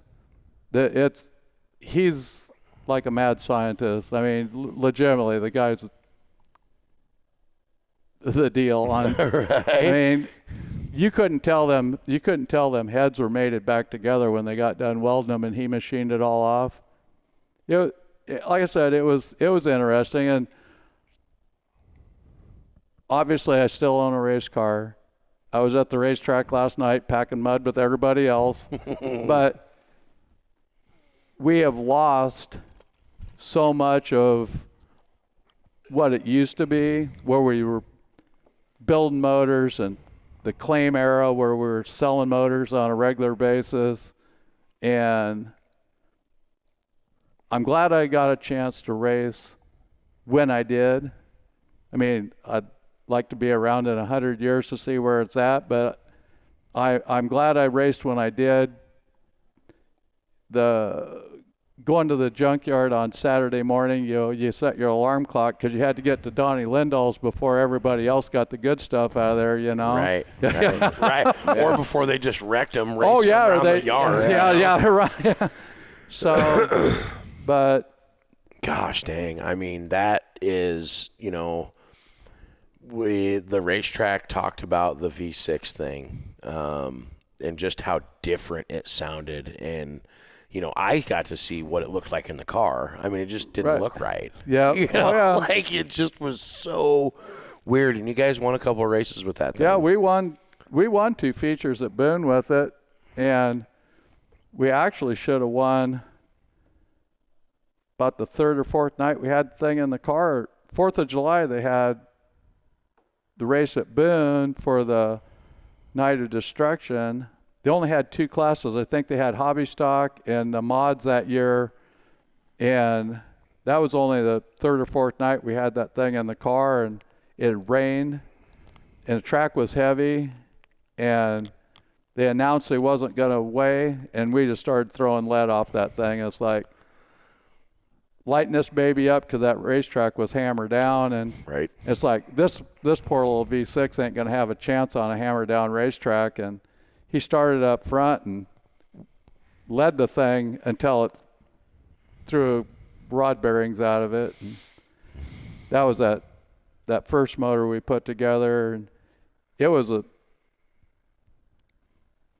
actually out of one of them little Chevy vans. That V6 was 4.3, and the bearing journal size on them stock cranks was a bigger journal. And I'm not no expert on the motor stuff, but the bearing speed with a larger journal. I'm not no expert on motor stuff, but we're cutting heads apart and welding them back together, machining them down, and putting them on a V6 motor. And I know every micrometer dimension in this motor, but I'm not that smart. Okay, well, Bill. I rely on a lot of other people, but the bearing speed of the larger journal, we knew that was kind of a weak link on the thing, and turning that much RPM on it. Hard on them. Oh yeah, yeah. I think there's probably some connecting rod parts that cleared the grandstands when it finally broke, but which is crazy yeah. to think. So I heard a rumor that Wayne Larson ran a V6 back in the day. Oh yeah, and he was getting claimed so much that he was looking for a cheaper alternative or whatever. Is that part of what weighed into this? Like, did you get the idea from that, or where did this come from? well, with Say it. the evolution of the crate motor, I'm not a crate motor guy. I mean, Sure. because I grew up hands-on, and if, contrary to everybody's misinformation, I don't have deep pockets. I put a lot of sweat equity in my racing program, and I have to be able to work on the stuff myself. And being that I don't have to pay somebody to do that work, I wanted the opportunity to maintain my own race car bumper to bumper. And so I was probably the last dinosaur that was still out there beating my head against the wall against the crate package. And it is what it is. And now that is going the other direction now with the spec motor option, and you just have to read the rule book and do what's best for your own racing program.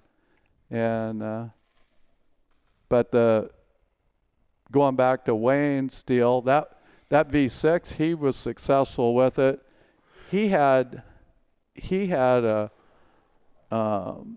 old Arca car, and them cars had V6s in them back in the day, because they had a GM V6, a Chevy V6 with a bow tie block, and then Buick had a V6 engine, and they run them in the Busch Grand National cars, and they made pretty good power.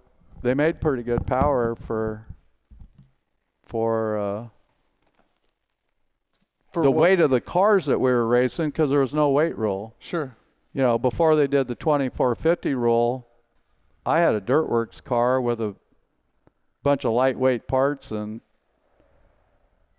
that car was probably 2180 ready to go on the racetrack. So Yeah, so a lot of sweat equity and a lot of brain cells go into something. A lot like of that. trial and error. Sure. Yeah, you probably don't want to ever see my scrap pile, and if I saved it all in one big pile, it would be a lot. Sure. It'd fill that back room in the shop, wouldn't it, Bill? Oh, yeah, multiple times.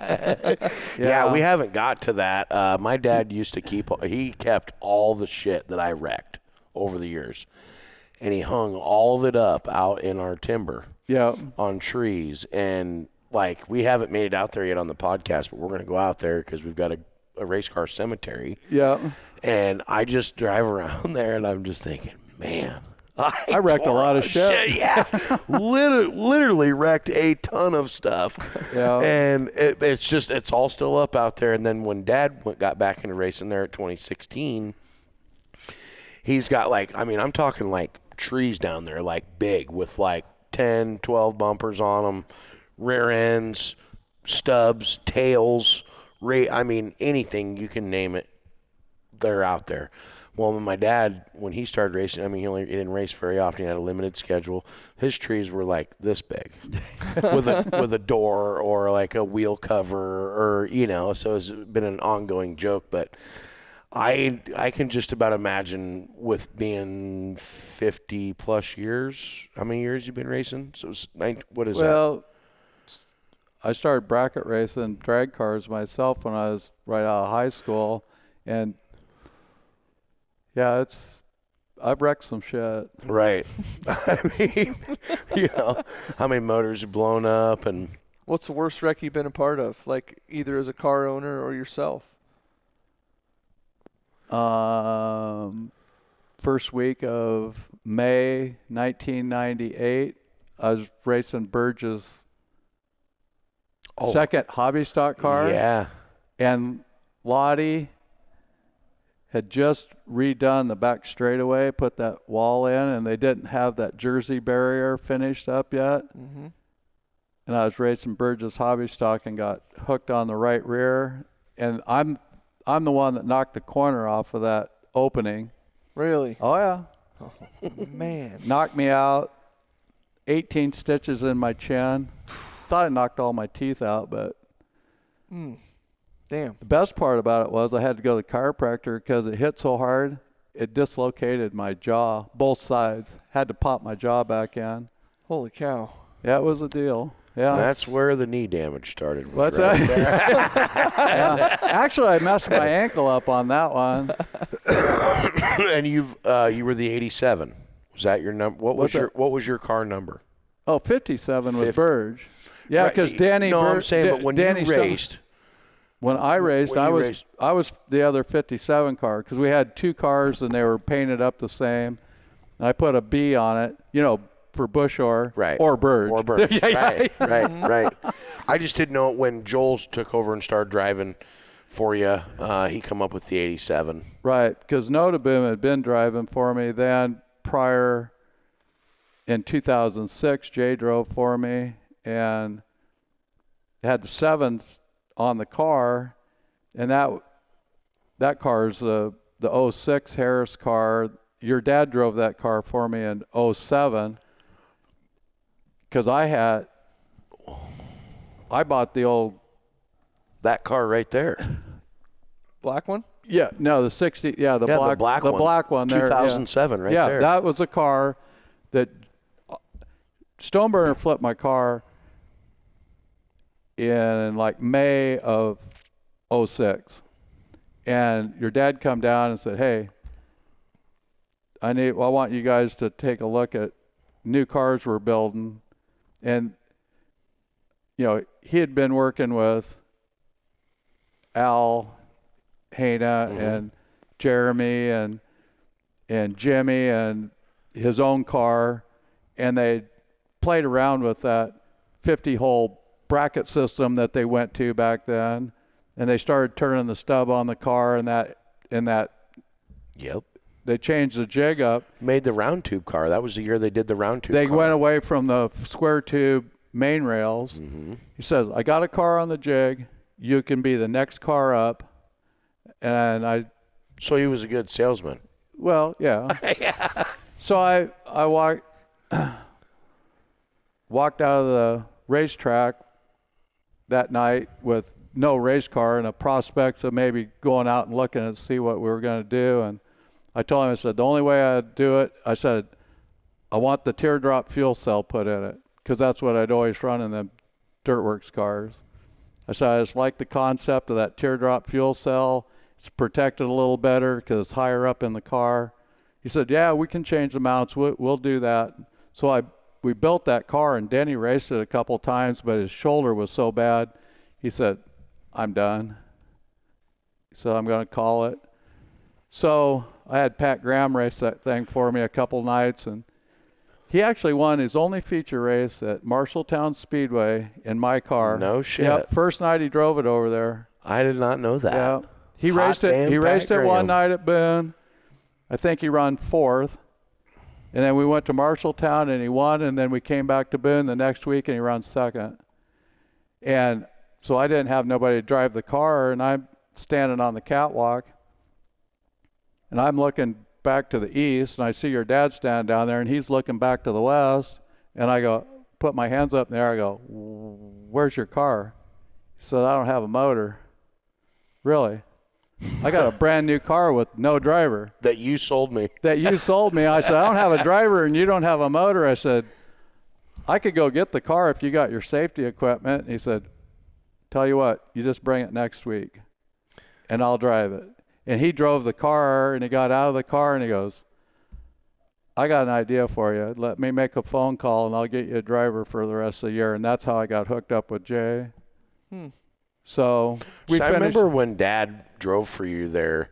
I mean, you guys went to Boone, won back-to-back weeks, went to Marshtown. I mean, that thing almost won Super Nationals. Oh, yeah. That thing was, I mean, and that was an 08 car that we run second. Yeah. And I mean, I'm telling you, like, it was crazy how good that race car was for whatever reason. And my dad always getting claimed all the time. Oh, yeah. He always ran. We talked about it in his podcast. He had claimer motors, and then he had his, he had the 406 that he ran at Britt, and then he had a Super Nationals motor, and I remember him specifically saying, he's like, man, the power plant in this that Bill has in this car is like my Super Nationals motor, and we're running it weekly, and it's like the shit. Oh, yeah. I mean, I remember that.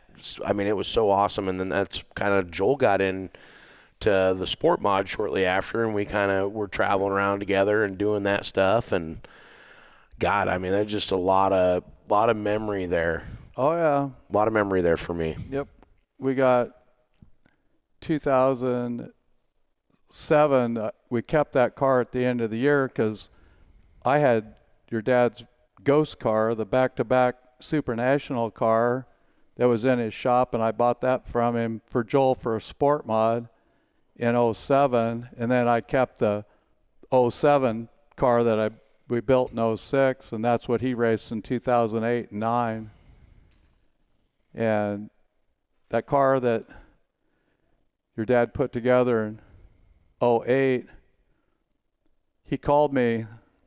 We'd raced that car maybe 2 months, and he called me and goes, I got the car sold. I go, really? Are you going to put together another one, or what are we going to do? Oh, no, he says, I took a deposit on it. The guy's going to pick it up at Super Nationals from Texas. I go, great. You handle the money side of it. We'll just keep racing it, and if you wad it up, you'll just have to fix it. But so we went into Super Nationals on Thursday night. He put the car in the show, and we came back Friday and had to run Mark Elliott back 2 cars head to head for the pole. Right. Broke the motor. So we're over in the tech tent with Brett and Gutowski and everybody. Pulled the head off. It's like, it's hurt. So we take the motor over to JR's, and they confiscated the motor because it was hurt. They let me put spare motor in. It belonged to Tiny, Craig Jones. Yeah. Paint wasn't even dry on that thing. We put that motor in the car. Your dad runs second to Stowe that year by a car length. The car was sold. IMCA took our motor. I came home with a carburetor, headers, my transmission in the back of the truck. The parts that didn't go with the engine claim or the car, you could have put them in a Rubbermaid tote, was all I had left in 2008. It's like, this wasn't really good Super Nationals for us. That was a little... Even though it was. Even running second. Right. Yeah. Right. I mean, what did Connie say all these years? I cannot repeat it on this podcast. Strong woman there. Yeah. Strong woman there to keep Bill tame down there in the big Moingona. Shortly after that, you guys went into building some chassis too. We haven't just done transmission stuff. You do all kinds of fabricating stuff. Still to this day, still got fabric. I myself go down and work with Joel on the frame machine and stuff. And it's very convenient for us to be able to go down there and use that. And you guys started doing the Dirt Boss stuff, kind of phased that out here, 5 years ago. We hadn't built any cars since the car that I'm racing now is one of the last cars that was built on that jig. We built cars with Charlie Brown and Jay Steffen out there at North Platte area, and I don't have to tell you the chassis business it's a tough deal. I mean, it's so labor intensive, and they've cleaned up some of that with the CNC tubing notchers and benders and stuff, where the cars kind of come in a kit and you weld it together, compared to measure and cut and notch and doing it the old school way. We still do it the old school way. Well, yeah, and I mean, the car that we're racing right now, Joel built that car. Me and Joey DeBoer and Joel went out to North Platte and worked out of Charlie Brown's shop with Jay Steffen helping us, and we built the car on New Year's weekend in 2018, and we built that for that V6 motor combination, and Joel and Josh Gilman met head on at the flag stand in the front straightaway at Boone in August of 2020, and that car sat on a 10-foot wooden pallet killing the grass behind the shop for 3 years. And when I wrecked that car, I called Jay and said, hey, can we borrow a car for the couple weeks till I can figure out what I'm going to do with this wrecked one? He just brought down the car and just dropped it off and drove off, and he said, yeah, just race it. And I cannibalized all my drivetrain out and gave him his stuff back, but he donated a roller to us when I needed one, and then we fixed that car in 2023. We put it back on the jig and put a front half on it. But you just had a lot of hands and worked with a lot of cool people and done a lot of favors for people like that. It was probably nice to be on the receiving end of that for once. Well, yeah, I mean, I've more than my fair share, helped other people out, and it's nice to reciprocate and everything. But it's part of the sport. The number of people that you meet along the way is a bigger part of racing than what today it seems like. People show up with a race car and they didn't build it. They bought it, put tear-offs on, get in the car and drive it. And you talked about it earlier about the percentage of people that either did general automotive repair, owned a full-service gas station, worked at a junkyard, had a towing service. It was people that were in the automotive industry for their regular business. Right. So that percentage of people now is the minority. It used to be the majority by a large percentage. Right. Well, and that's why I've talked about it too. I'm in the same boat you are. I've only raced 2 cars that my team and I have not built. Right.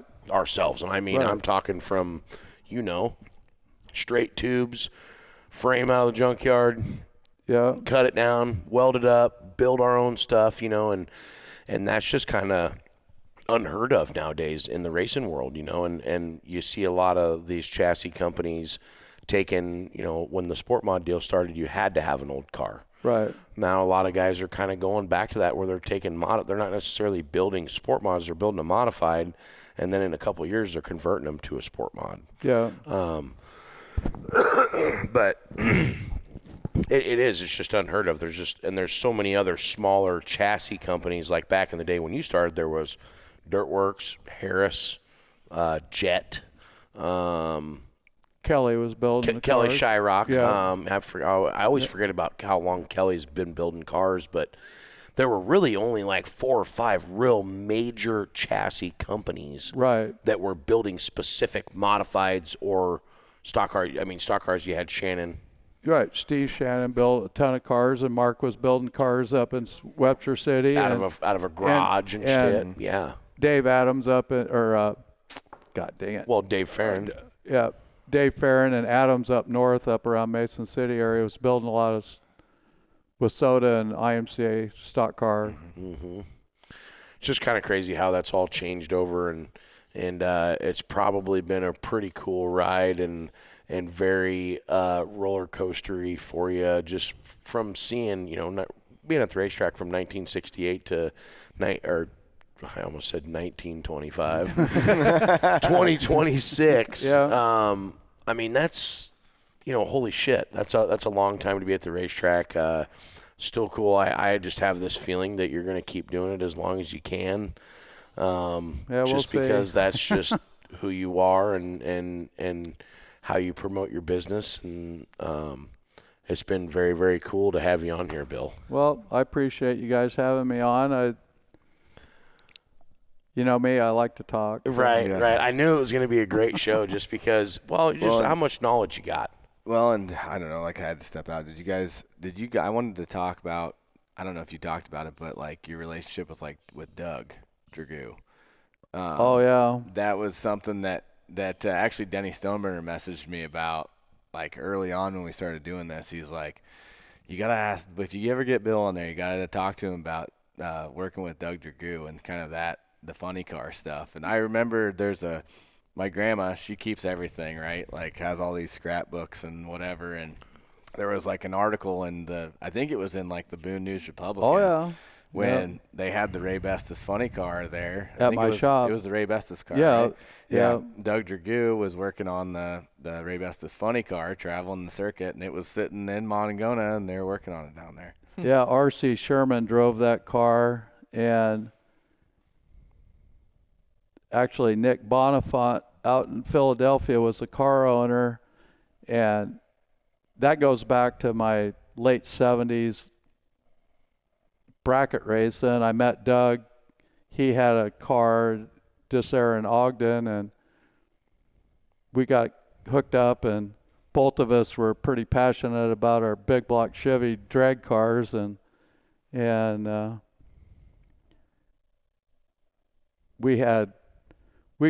it developed into pretty serious friendship for he went through a couple divorces and ended up with a professional drag race circuit and was all over the country. And them guys always stopped back at my shop between Seattle and Brainerd because they had 2 weeks off. Happened to be Knoxville Nationals. Oh, okay. So them guys would burn back to Iowa, hang out at the shop, and of course they could pull a semi in there and unload the car and basically leave all their stuff setting out down the valley, and nobody'd bother anything. And they went dirt track racing, and a lot of them guys had connections to the sprint car circuit through guys like Rusty Wallace and Raymond Beadle and stuff that were in Texas at the time. And them guys had background in the not only the drag race circuit, but the NASCAR circuit too.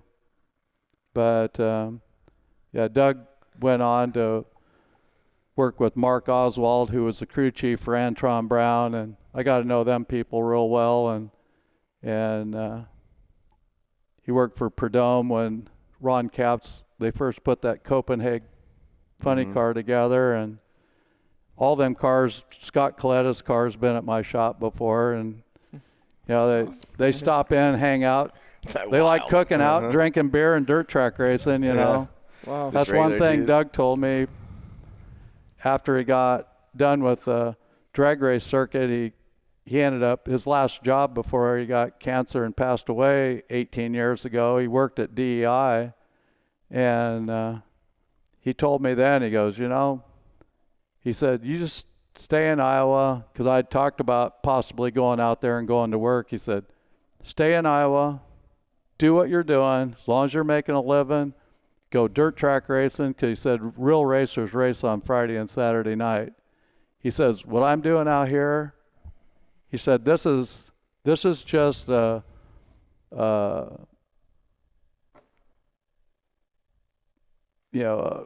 model car company, the die-cast car company that races on weekends. He said it's really not racing. And for him to go from bracket racing in central Iowa, and his last job was he was putting the qualifying motors together for Michael Waltrip, and he already had 3 world championships with Scott Coletta before Scott got killed, and he has a Daytona 500 ring for the year that Michael won Daytona when Senior got killed down there. I was at the racetrack in 2001 and left the racetrack knowing that they were working on him in the infield, and of course, he was like Superman, invincible. And I was over at a restaurant on A1A, and they announced over the radio that he passed away. I had to pull over and park it. It's like, this couldn't possibly have happened. It was like an out-of-body experience almost, Right. Yep. So, and it was for the whole racing community. Oh, Yeah. for sure. I still Love have- him or hate him, you went to the racetrack to either see him win or see him get beat. But you went there because he was there. Right. So. That's one of those moments, the where were you, 9/11, stuff like that. But Oh, yeah. the Earnhardt one, I mean, I remember that like it was yesterday. The whole day, I remember every detail. Oh, yeah. I do, too. I remember going across the street from the track over to the Volusia Mall to get my car, and I told Connie, I said, Bill parked over there because it was $6 cheaper. It than was. all the It other was. races. I didn't care how far they had to walk. I saved $5, but I knew it. I said we're not going to Orlando. We're going back to the coast because everybody's trying to get on the interstate. We're going the other way because I got to get some food. So we got over there and we're trying to get pulled into into the restaurant parking lot, and they announced that over the radio. I mean, it was a big deal. Yep. It shocked the world. It did. It changed racing. Right. It did. That day changed racing. Well, whether it's at our level or the Yeah. highest level, it was Right. everything. Yeah. Connie said at the when we got back to the motel, and she said, I'm done. I'm not ever watching another race again. I don't care if you race anymore. This is a deal breaker. Well, the next Sunday, we were all sitting in front of the TV. So, Yeah. but it was, like you said, there's certain events that you remember exactly where you were, and that was one of them. Yep. Yeah. Yeah. Angie and I, we took a trip out to Charlotte for 10th wedding anniversary, and we went through the Hendrick Museum. And to see some of those older cars, like, the Tim Richmond drove and stuff like that, and you look inside those cars and realize we had more safety advances here in a hobby stock in 2001 than they would have had in a cup car. 87, I know that was a few years before that. Oh, yeah, the but speeds that they were carrying and what those guys were going through. actually in the 80s, the mile an hour was higher than what we're turning now. I mean, it wasn't uncommon to see over 200 miles an hour on a regular basis with far less technology than we Yes. got today. They've actually slowed the cars down. Which I think's bullshit. We're in the We're here- racing we're- world. we're here trying to race. Yeah, Yeah. I know. Go to an NHRA race and see what 340 mile an hour looks like. Yeah. That's a whole different ballgame Right. there. Well, and we know that when we get in there, like if I'm racing NASCAR and they're like, I want to go 200. I know I might take a chance of splatting my guts, but I want to go 200, and I want to be 200 this close to somebody. Oh, yeah. That's just called the racing, man. Yeah, it's called Yeah. racing. Exactly. I mean, that's the best way to put it. And it's like still to this day, I've raced for, this will be my 14th year. And, like, we're driving down the highway and somebody will pull up and it's like, oh, yeah. Oh, you want to go 85? I mean, I'll crank the four. They have 250 up right now, bud. I'll pass you on the shoulder. Whether it's on the interstate at 85 or in the school parking lot getting up to the cone, Hey. somebody's got to get there first. Yeah. One story we haven't told, we won't tell the whole story tonight. We'll have to, but some other night we need to talk about it, was how Jonathan and I actually got paired as driver's ed partners. That's fantastic. That is fantastic. That's good Miss stuff. Butterball didn't really know what she was in for at that moment. But, hey, should we go to a break and come back? And we got to do our question and Moffitts Mayhem. And we're going to talk a little bit about the power rankings, just kind of how that's going. So, and then finish stuff up with Bill here. Yep. Sounds All right, we'll go to a break, send it off to our partners, and we'll be right back on Watermelons and Woodchips.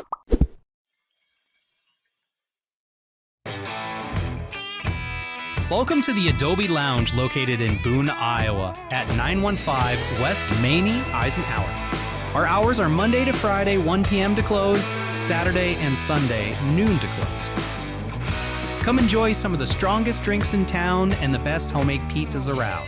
Whether you're stopping in to relax, meet friends, or grab a bite, the Adobe Lounge is the place to be. See you soon.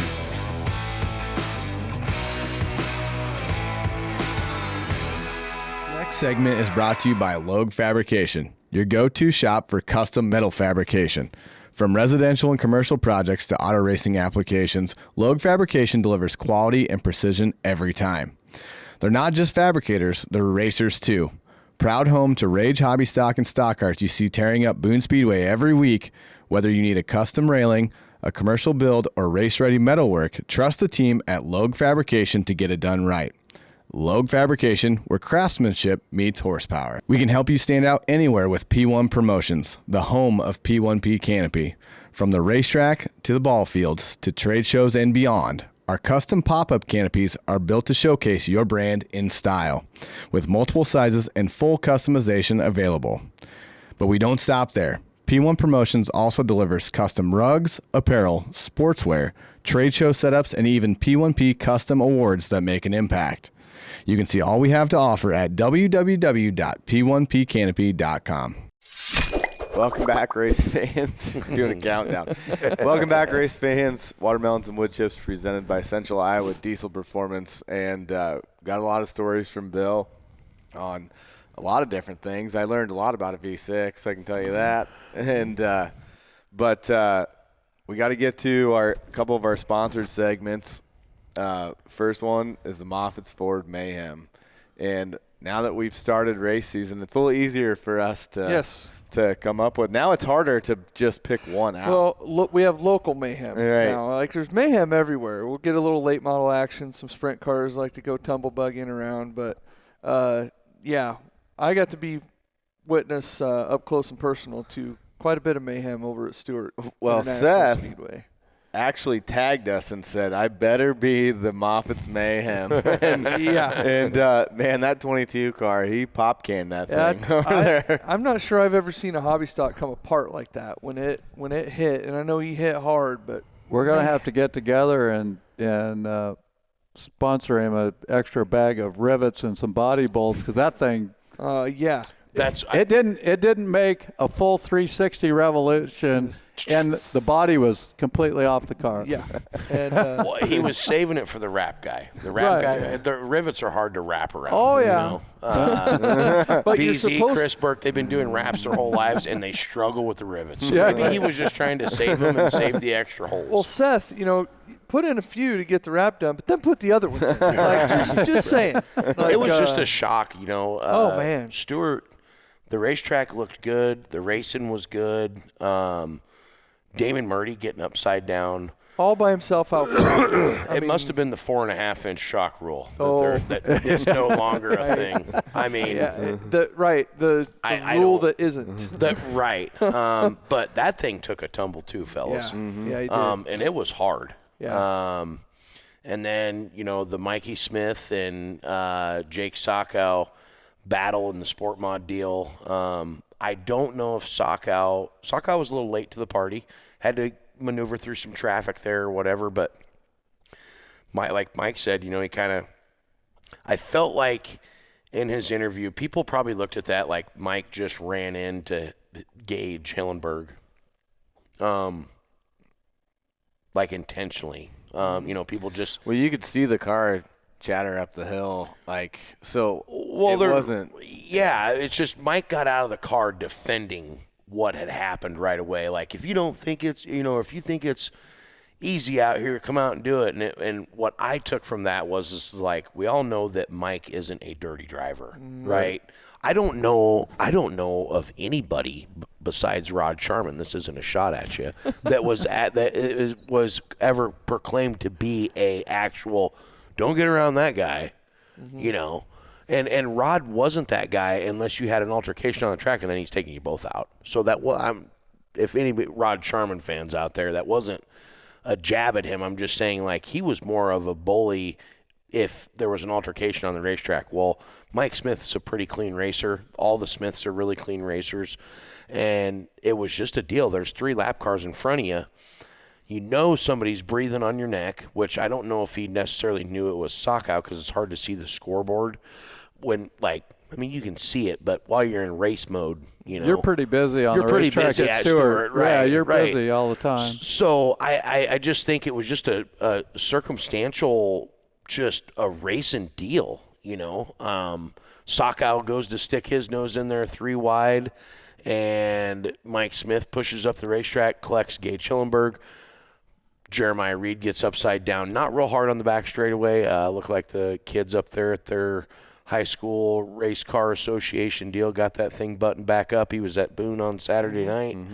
And then you had Seth, roll over in the hobby stocks. And I definitely think that the majority of the mayhem this weekend, granted, there was only a couple of tracks in our area that raced, Boone and Stewart. But I definitely think Stewart was going to carry the mayhem flag this week for sure. Yeah, I would say, and we'll make sure and work with Garrett. We'll get some clips pieced into this, so while we're talking about it and all that. But we got some fit 155, Garrett. Minute 155 on that. Come on the dial. But I think Cody got a little bit of mayhem on our little camera. Yeah, so we had our our little camera that we got for the show, and I strapped it on Isaac's car, and that first before all the mud got it, because it didn't last too awful long, but we got that first initial one where I think Colton Nelson said he went pole dancing. He did. So we did get that one right on the deal, and But yeah, it was. Nothing. Other than that, the hobby stock deal, the start of that hobby stock race was definite. Moffitts Mayhem. Yeah. But there was. Luckily, that didn't turn out as bad as it could have been. Right. It could have been a lot worse. Well, the part of the mayhem is we got a phone call 6:00 on Wednesday night that potentially there wasn't going to be a broadcast. Had a little technical difficulties on IMCA TV. Yeah. We get the phone call. Of course, they always go to management first because they don't know what I'm doing. But then I get a phone call, and it was, hey, can you come to Stewart and drop a camera off? We don't have a camera working. And so I just went ahead and did what management does and passed that job along on to my 16-year-old kid. It was real easy to convince him because I was like, you can take my truck. That's fine. You're good at delegating responsibilities to others. Yeah, right. And even though it was $5.19 a gallon, we got Ian, the old racetrack professional photographer. Or, what do they call them guys, Garrett? Videographer. Yeah, Ian, the main broadcaster, we got him hooked up. Power cord replacer. Yeah, he called. Yeah, it was just the power cord. The camera, something happened, and they had a pinched cord or something. But I talked to Ian on the phone, and he's like, "What's your kid look like?" I'm like, Believe me. You won't miss him. All right? He's gonna come cruising in on the old Ford, and I'll guarantee you he's gonna have some bumping something in it, you know. You can't miss him. So we got that was a little bit of a deal. So yeah, Nate called and he's like, "Hey, I'm in Vegas. They were shooting like a demo derby or something." I think. Yeah. And he's like, "What are you doing right now?" I'm like, "Well, I'm at home. We have baseball practice coming up." And then we, like I said, we got it all worked out. But and yeah, you know, we're just here. We're just JV doing JV things over here at Watermelons and Woodchips. Glad to be able to help out because I wanted to watch too because I wasn't going. So we had meat on the grill. I was cooking my meat.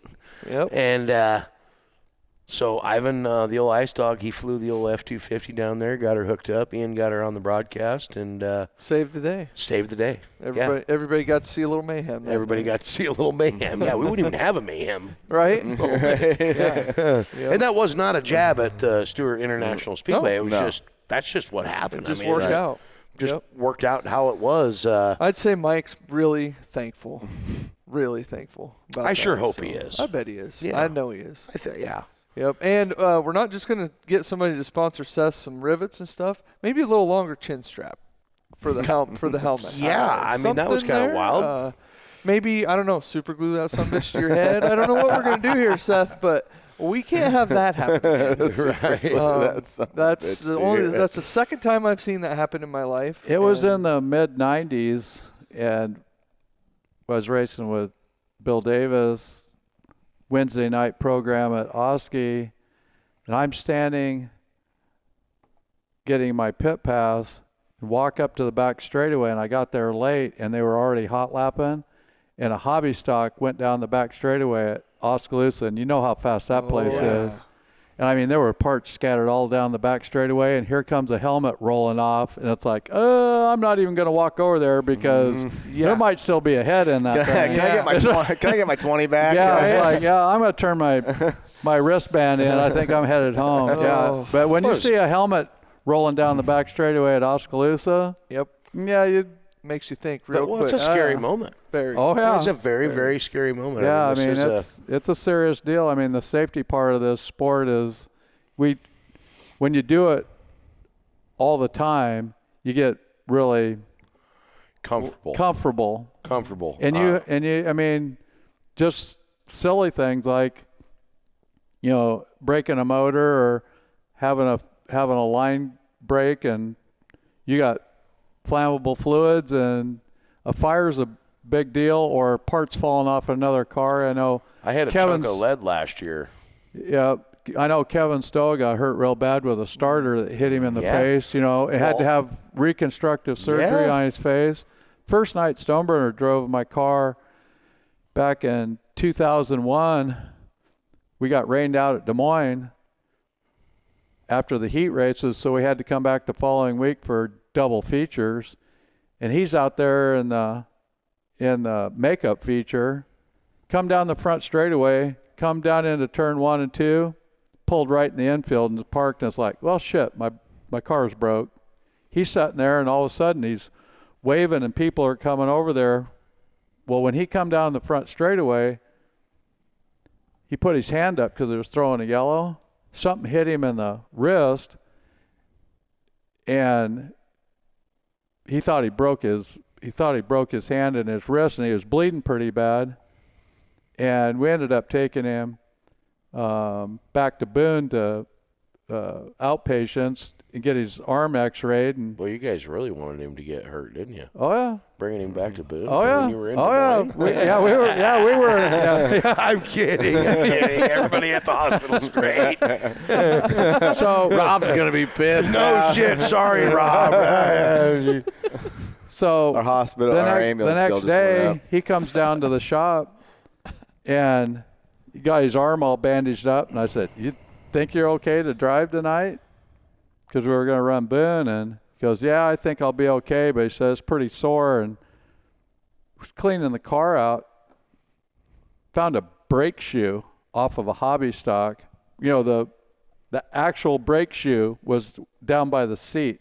That's what come through the window.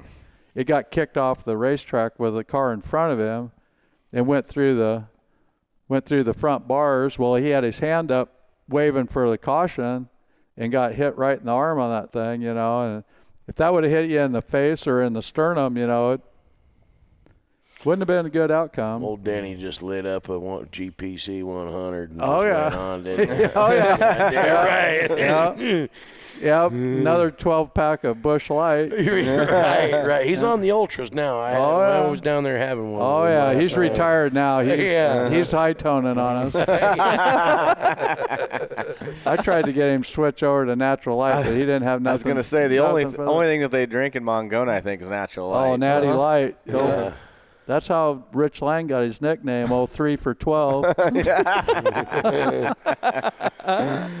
that's Joel, when we were in college, Joel's like, I can get a 30-pack for the same price you guys get 24. I get 6 free. That's right. Yeah. Yeah, that safety stuff's nothing to take lightly. I mean, and we talked about Dale Earnhardt, and how much of an effect that had on the motorsports industry. But you go all the way down to, I don't give a damn if you're in a mini mod.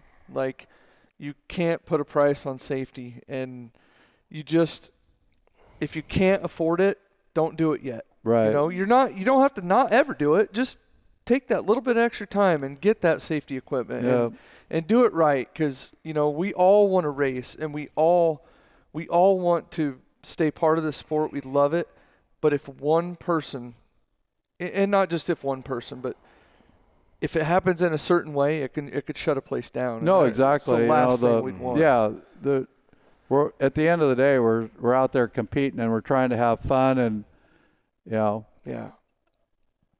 it ain't fun when you get hurt. You No, know what I mean? And no. there's the medical side of things. If an injury that costs you hundreds of thousands of dollars or more, with something that seemed harmless at the time, and Right. Well, and we see it all the time too. Like, you have groups of people that they're mad at this group and they're mad at this group, but if something bad happens, all those groups come together. Oh, yeah. Like, we're all a big family. right, Whether we're getting along or not, in that moment we are. right, And, exactly. and ultimately, we want to see everybody safe. So, Seth, we'll give you a little bit of shit for all that, but buddy, we want to see you safe. We want to see you come back out the next night, which you did Saturday night at Boone. So that was cool to see him roll out. Yeah. So No pun intended. no there. pun Yeah. intended. So I think that's the mayhem. Yeah. For sure. Well, and so the next question was kind of alluding towards, more towards Bill, right? Was who's been your Elmquist towing question of the week was, who has been your biggest influence in the dirt track racing industry or towards your racing career? And actually, one of the first comments that popped up was about this guy. Mm-hmm. So, and like I said, that just when we were talking about having Bill on, I'm like, man, I think this will be a good question because, we got it out there a little late. We've had it on for 4 hours, and there's 70 or 67 comments. I was just going to say, really? I got blocked again? I'm only seeing 67 over there. No, I think you're still in the clear, bud. I'm in the clear. You're doing good. But, and it's I go to, obviously, from, like, the professional side, Lottie, obviously. When I was in high school, Toby Cruz took me announcing and flagging a lot. I learned a lot from him. And actually, more when I was doing my journalism stuff, one guy that took the time that did not have to was Carl Fredrickson. And he was the editor-in-chief at Speedway Illustrated before. I think now he owns it. He bought it from Dick Bergeron. But he took the time, and I had sent just a, janky, terrible article that I wrote. I was just shooting my shot. I was in high school. Sure. And he emailed me back, and he had all these edits, and here's why we do it this way. This is what I want to see. And then he gave me a shot, and I was published in Speedway Illustrated 3 times as a senior in high school. Very cool. Which was cool. And then did some more, and then obviously college and racing and Too many drinking beers. Yeah, kind of get away. But that's one that sticks out in my mind that will always be grateful to Carl because I still remember that, getting that email, and I'm like, holy shit, he responded. And it wasn't just like, hey, thanks, or it wasn't a general email. He took time out of his day to say, basically show me what I did wrong and what I want to do. And you know, so that's one that stands out in my mind. Yeah, I definitely, from the racing when I did race, the one that comes out quick is Ron Little.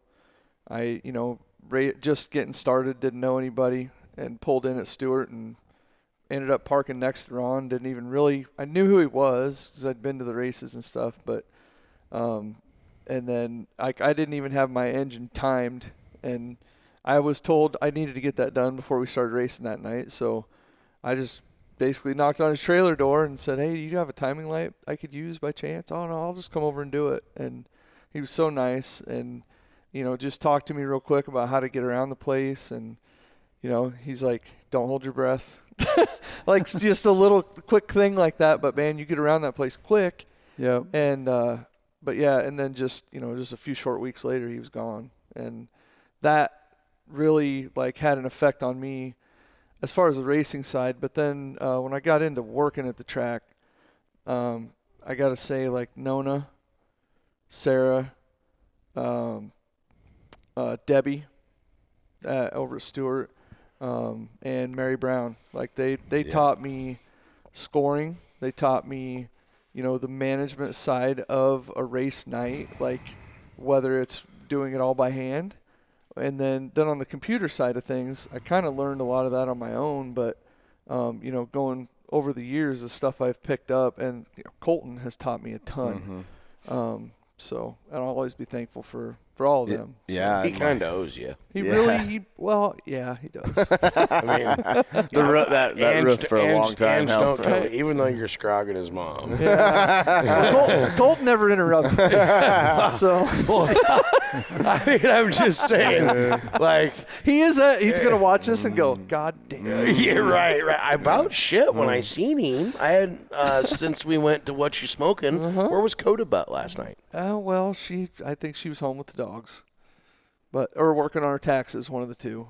Fair. I come up to the tower and he just had the old broom. Yep, he does that once in a while. Yeah, he just well, and you know, it's because our reds are so white, right? And it's it just really, weird. boy, when it comes out, it's very. I mean, white, it looked good, so. Colton. I'm not taking nothing from you. I was just shocked a little bit. If you don't say 5-time. Well, the only person that has obvious. inspired me is, you know, I lived a very different life when it come to the racing world, if that makes sense. And I don't mean that in a cocky way. I mean that as in, like, I grew up, like, I was all excited to go to the races, but back then kids weren't allowed to be in the pits at a lot of places. So there were times where Bill Gunther would either take me to the grandstands or I would go with my grandparents. Like my grandparents, you know, we had a van that we traveled around in with 3 other couples. But the person that has inspired me the most is my dad, you know, and that's really, I mean, Jimmy Gust. I got a couple heroes, you know, in racing world, and it's my dad, Jimmy Guston. And when I learned about Scott Bloomquist, like, that was cool, you know, like, because Scott Bloomquist was a weirdo that wore, you know, police uniforms. My dad raced with him, you know, at a couple of places.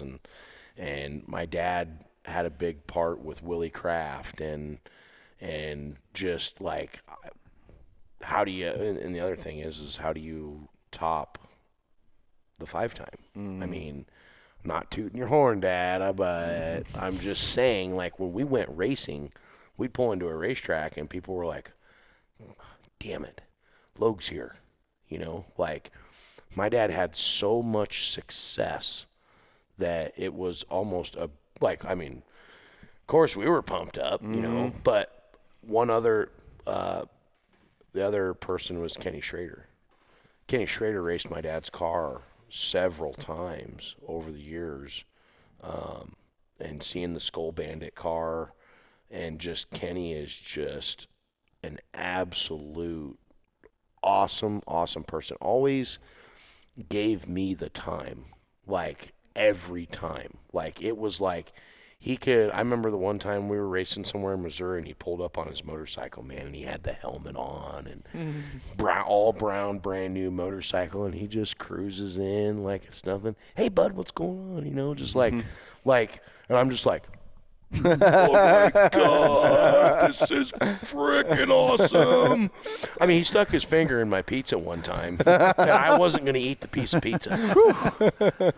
Oh, God, you guys, get out of town. I've heard some wild stories about Kenny, so I didn't know where he was going He there. did. I'm not shitting you. Well, and then one time we went out to Colorado. To race. There was this big show. Intensity was putting on a 10,000 to win show.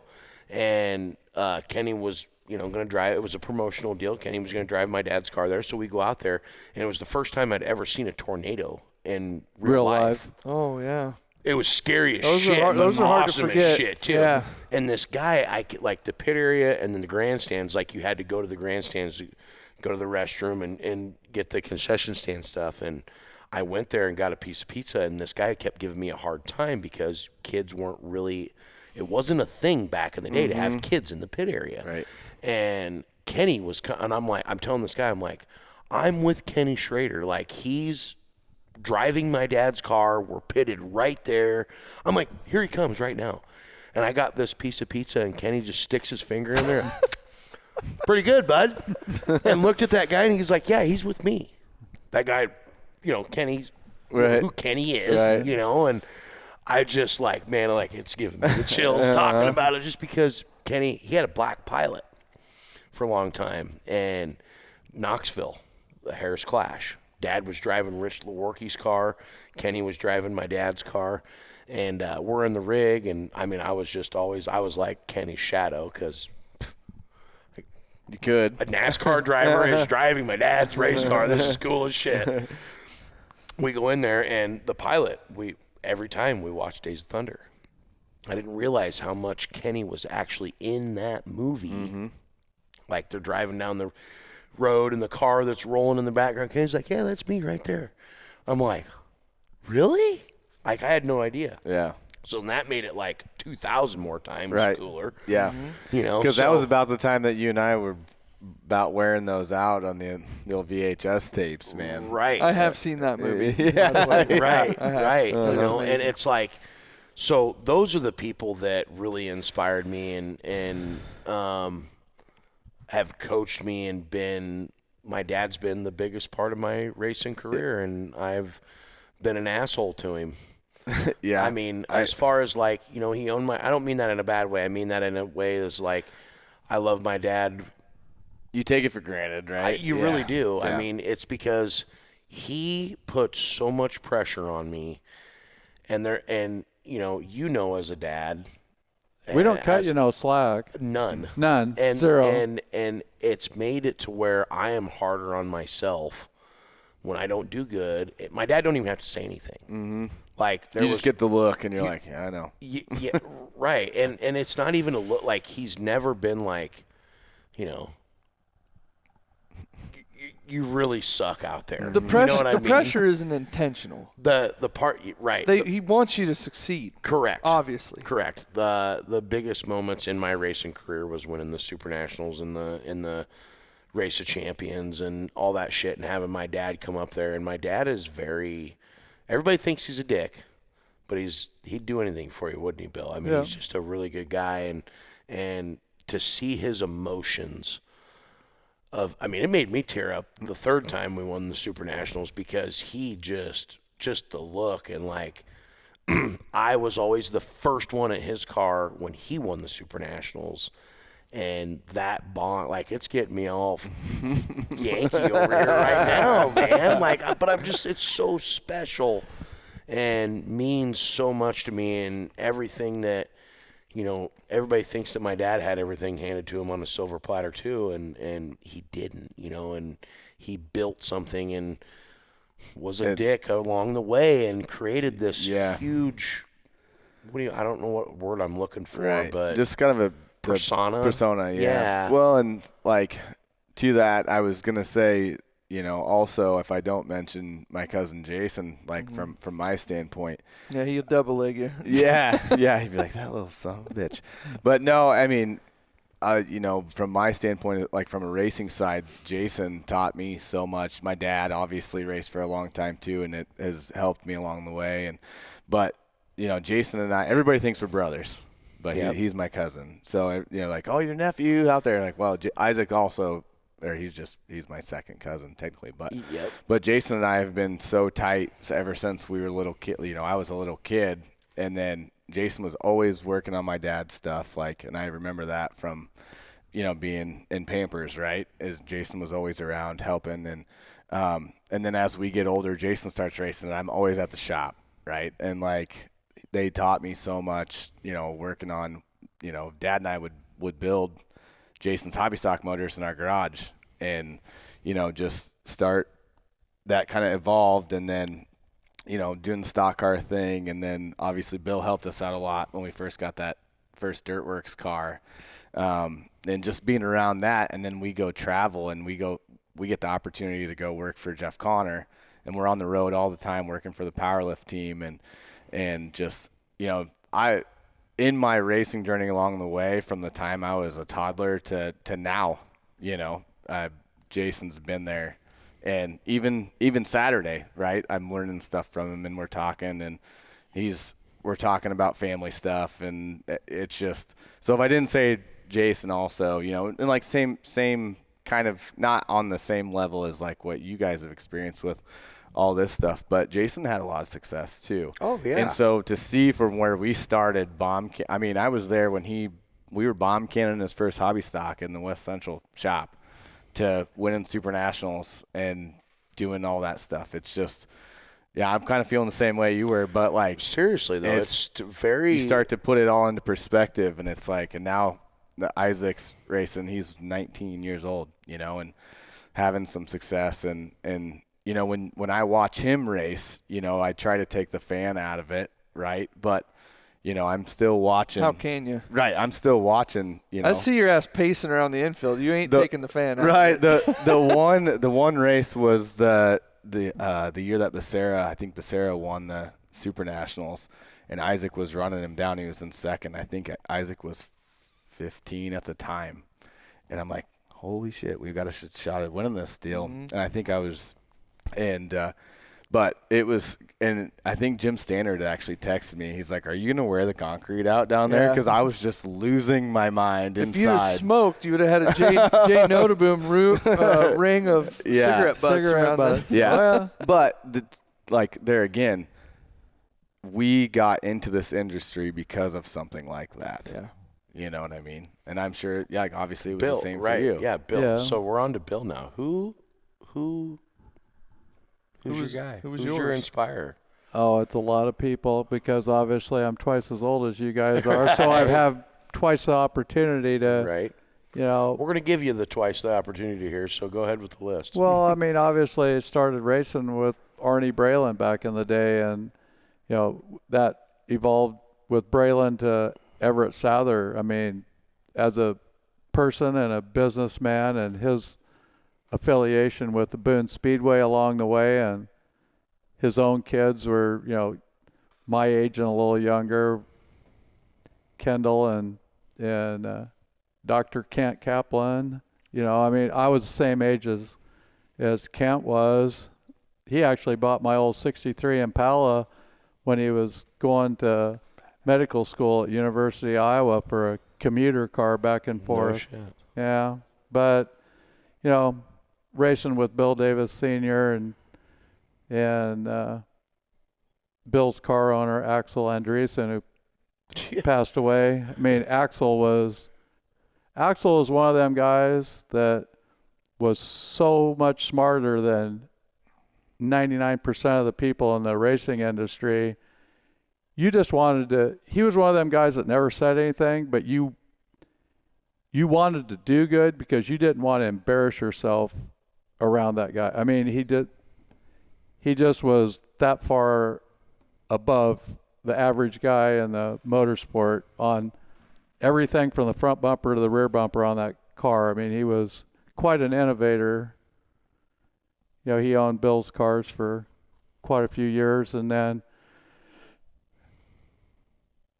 you know, a lot of my customer base that I've had over the years, I lost track. I mean, with you know, Davis, and the year that Ron Pope won Super Nationals, he was running my trannies, and Scott Pounds back in the 90s, he won national championship running my trannies, and stock car guys like Brian Blessington and Bobby Griner and Mike Nichols and Jeff and Shannon Anderson. How many hundreds and hundreds of feature wins? Thousands. Them guys, yeah, thousands of feature Yes. wins, dozens of national championships with, you know, just the people that I mentioned, you know. And so, you know, the people you meet along the way is such a big part of the racing industry. And like Cody was talking, the hours you spend with somebody prepping a car, that car sees the racetrack for an 8-lap heat race and a 20-lap feature. It's on the track for 15 minutes a week, but you're spending 20 or 30 hours with somebody. Yeah. You know, and you know, it's a little different now because a lot of the cars are pre-built and you're not going to the junkyard and piecing something together. But back in the day, you worked all winter. You had to have an off season because it took all winter to prep a car to start the spring with. You didn't go to Arizona and Florida and Texas because you didn't have nothing to race. You sold it to build a new one. Mm-hmm. And it was a lot different. You turn the clock back, but. Wow.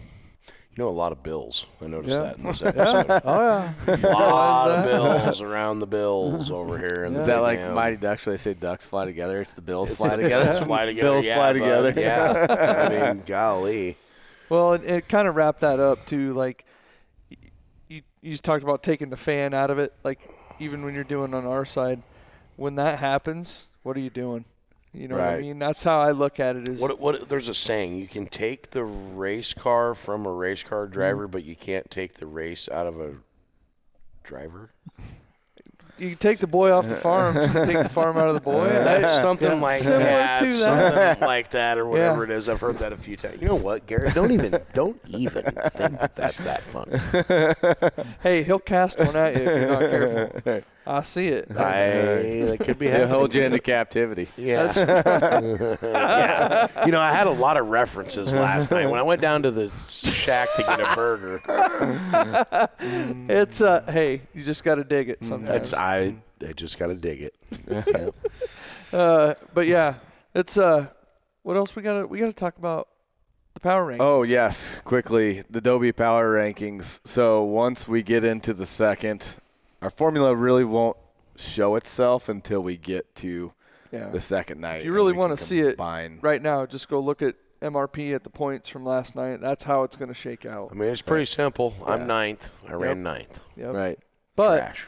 now, starting week 2, it'll bring things like how many cars you passed into play and the prior weeks, and so it's gonna really be pretty cool, I think. Yeah, I'm excited to actually see it Yeah. through and see it work, and it's going to be neat. I'm really waiting for like some of the betting sites to start getting a hold of us to look into how we're going to utilize this on a national level. Everything for sale. Everything. Everything's for right. sale. But yeah, so power rankings, like I said, once that hits the second week, that'll start to kind of show its face a lot and be easier to understand. And then when we hopefully don't race till midnight or after, we can do our drone interview after the races with our winner. But you know, Josh May picked up the Watermelons and Woodchips Performance Bodies Race of the Night trophy there for those guys. So I was just going to ask who got that. Who got the $50 gifter? Josh May The got Dwarf car, and I think we you guys decide that because everybody was doing the finger dance or what? We just said it would be the first race of the Oh, night, the mod. so- That's right. That's Yep. right. Yeah. My Yeah. bad. Yep. But, yeah, I don't know. Like I said, we kind of talked off air after the last break. We hadn't even scratched the surface with Bill. So, Oh, might have to have you back. yeah, we. He's like, no, There's No, plenty. he liked it. Oh. He smiled more times than I thought he was going to. Yeah. So. Well, there's plenty of stories that, just with me running around with him and Joel too, that we hadn't talked about. Some we probably can't talk about, but. I found out a lot. He's 35 now. You know that first Suburban he had? Yeah. Every time he came home and I'd walk around that thing, I'd go, what the hell happened here? He goes, that was always there. What do you mean? I go, no. Well, yeah, I found out. I found out way more than I needed to know. So I have, now that you say that, because the one story I was thinking in my mind does have to do with a Suburban. So we go to Bill's shop after the races one night, and we go get, I think, had a beer down there or something. Maybe. I'm guessing that's what it was. We come back, and we're coming down the hill from Moingona, and we're sitting there, and there was a deer sitting on the – you can ask Joel. This is 100% true. We stop on the road because he's like, I don't want to hit that thing, and we sit there and wait for it, and he's like, oh, it's not going. And he starts to take off, and that deer runs beside us, turns hard left, and just headbutts the side of the Suburban. And so I was like, oh, my God, your dad's going to kill us. And he's like, what? He's like, what do I do now? Like, we didn't even do anything wrong. But, yeah, so that was how one of the dents happened. Well, yeah. The deer really did run into the side of us. So. They do that down there all the time. Yeah. Cody and Joel cooked that story up 13 years ago. They've been waiting for this moment to tell you. Oh, yeah. Yeah. No, that would have been longer than 13 years ago, probably. Really? But yeah. No, but yeah. Anyways, Was you in the thing the night that they had like 13 people sandwiched in that? No, but I Yeah. know the story, and they were they were in a drive-through. I'm pretty sure. Yes. Was not there, but I was there, not far away. They tried to set a world record for capacity. Not far away. I'm Yeah. pretty sure that's when I lived in Ames, and they were leaving my house. So the Suburban was at captivity. Yes, Suburban was at captivity. They had left. I'm pretty positive they left my house in Ames. And that's had to get everybody back home. So, Oh, yeah. But anyway, we do appreciate you coming on because, Yeah. like I said, this has been one we've been on our bucket list, and we appreciate your time. It's been pretty awesome. Well, trust me, my time ain't worth much, so you can have me on anytime you want. Hey, there you go. He said it, folks. Hey, it's going to be a struggle. He'll be able to come up them steps. We might at be the able to noon. get you on here 2 times for J-Man. I'm just saying. Well, there's a new J-Van in the house, so. Knock it off. You wait till I see Emily. Bud.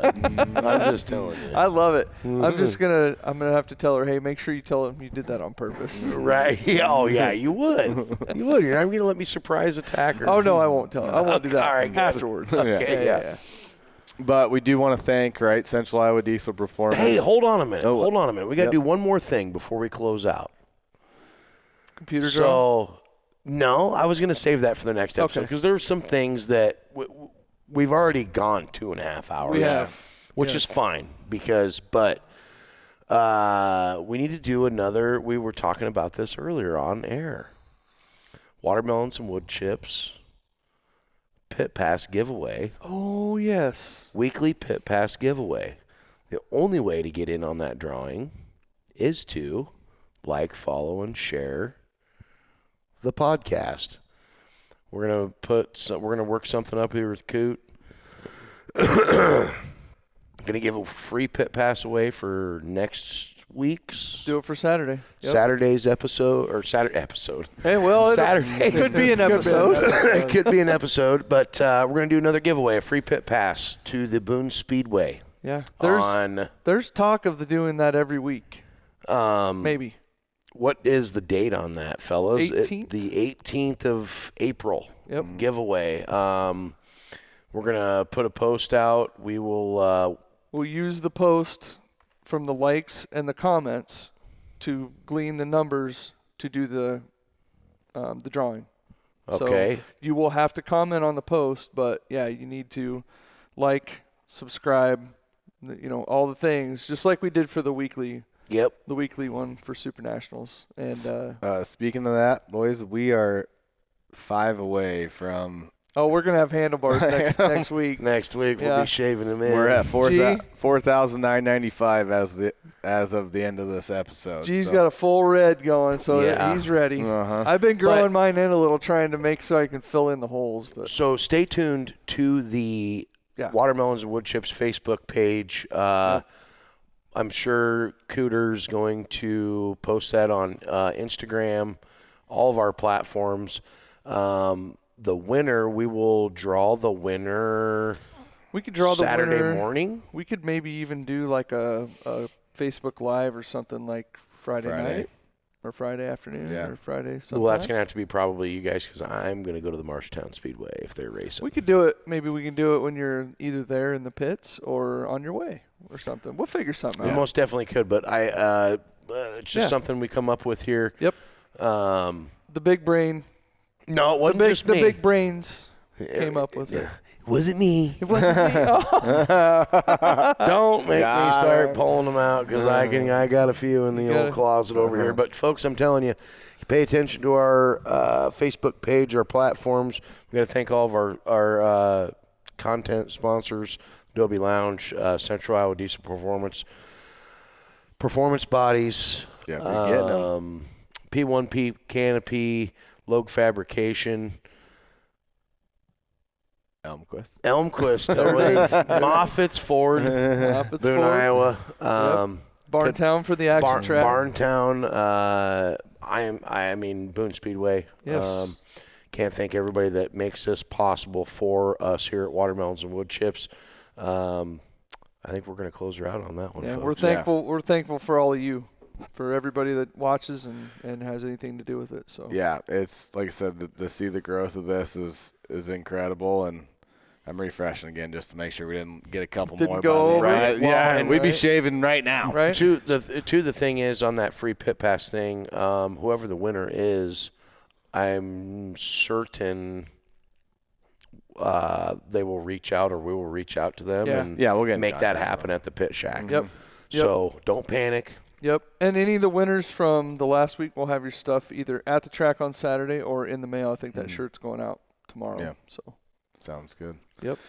Well, like we said, Jonathan rattled him off. He did a good job. Did great. Yep. So I'm just trying to take the next time next time he has to rattle that many sponsors off, hopefully he's in victory lane. So. Exactly. I would love that. Although, next episode. All right. Continue on. You got it. All right. But, hey, thank you guys. We appreciate you as always. Continue to like, subscribe, share all the things. Until next week, you've been watching Watermelons and Woodchips. We appreciate you. See ya.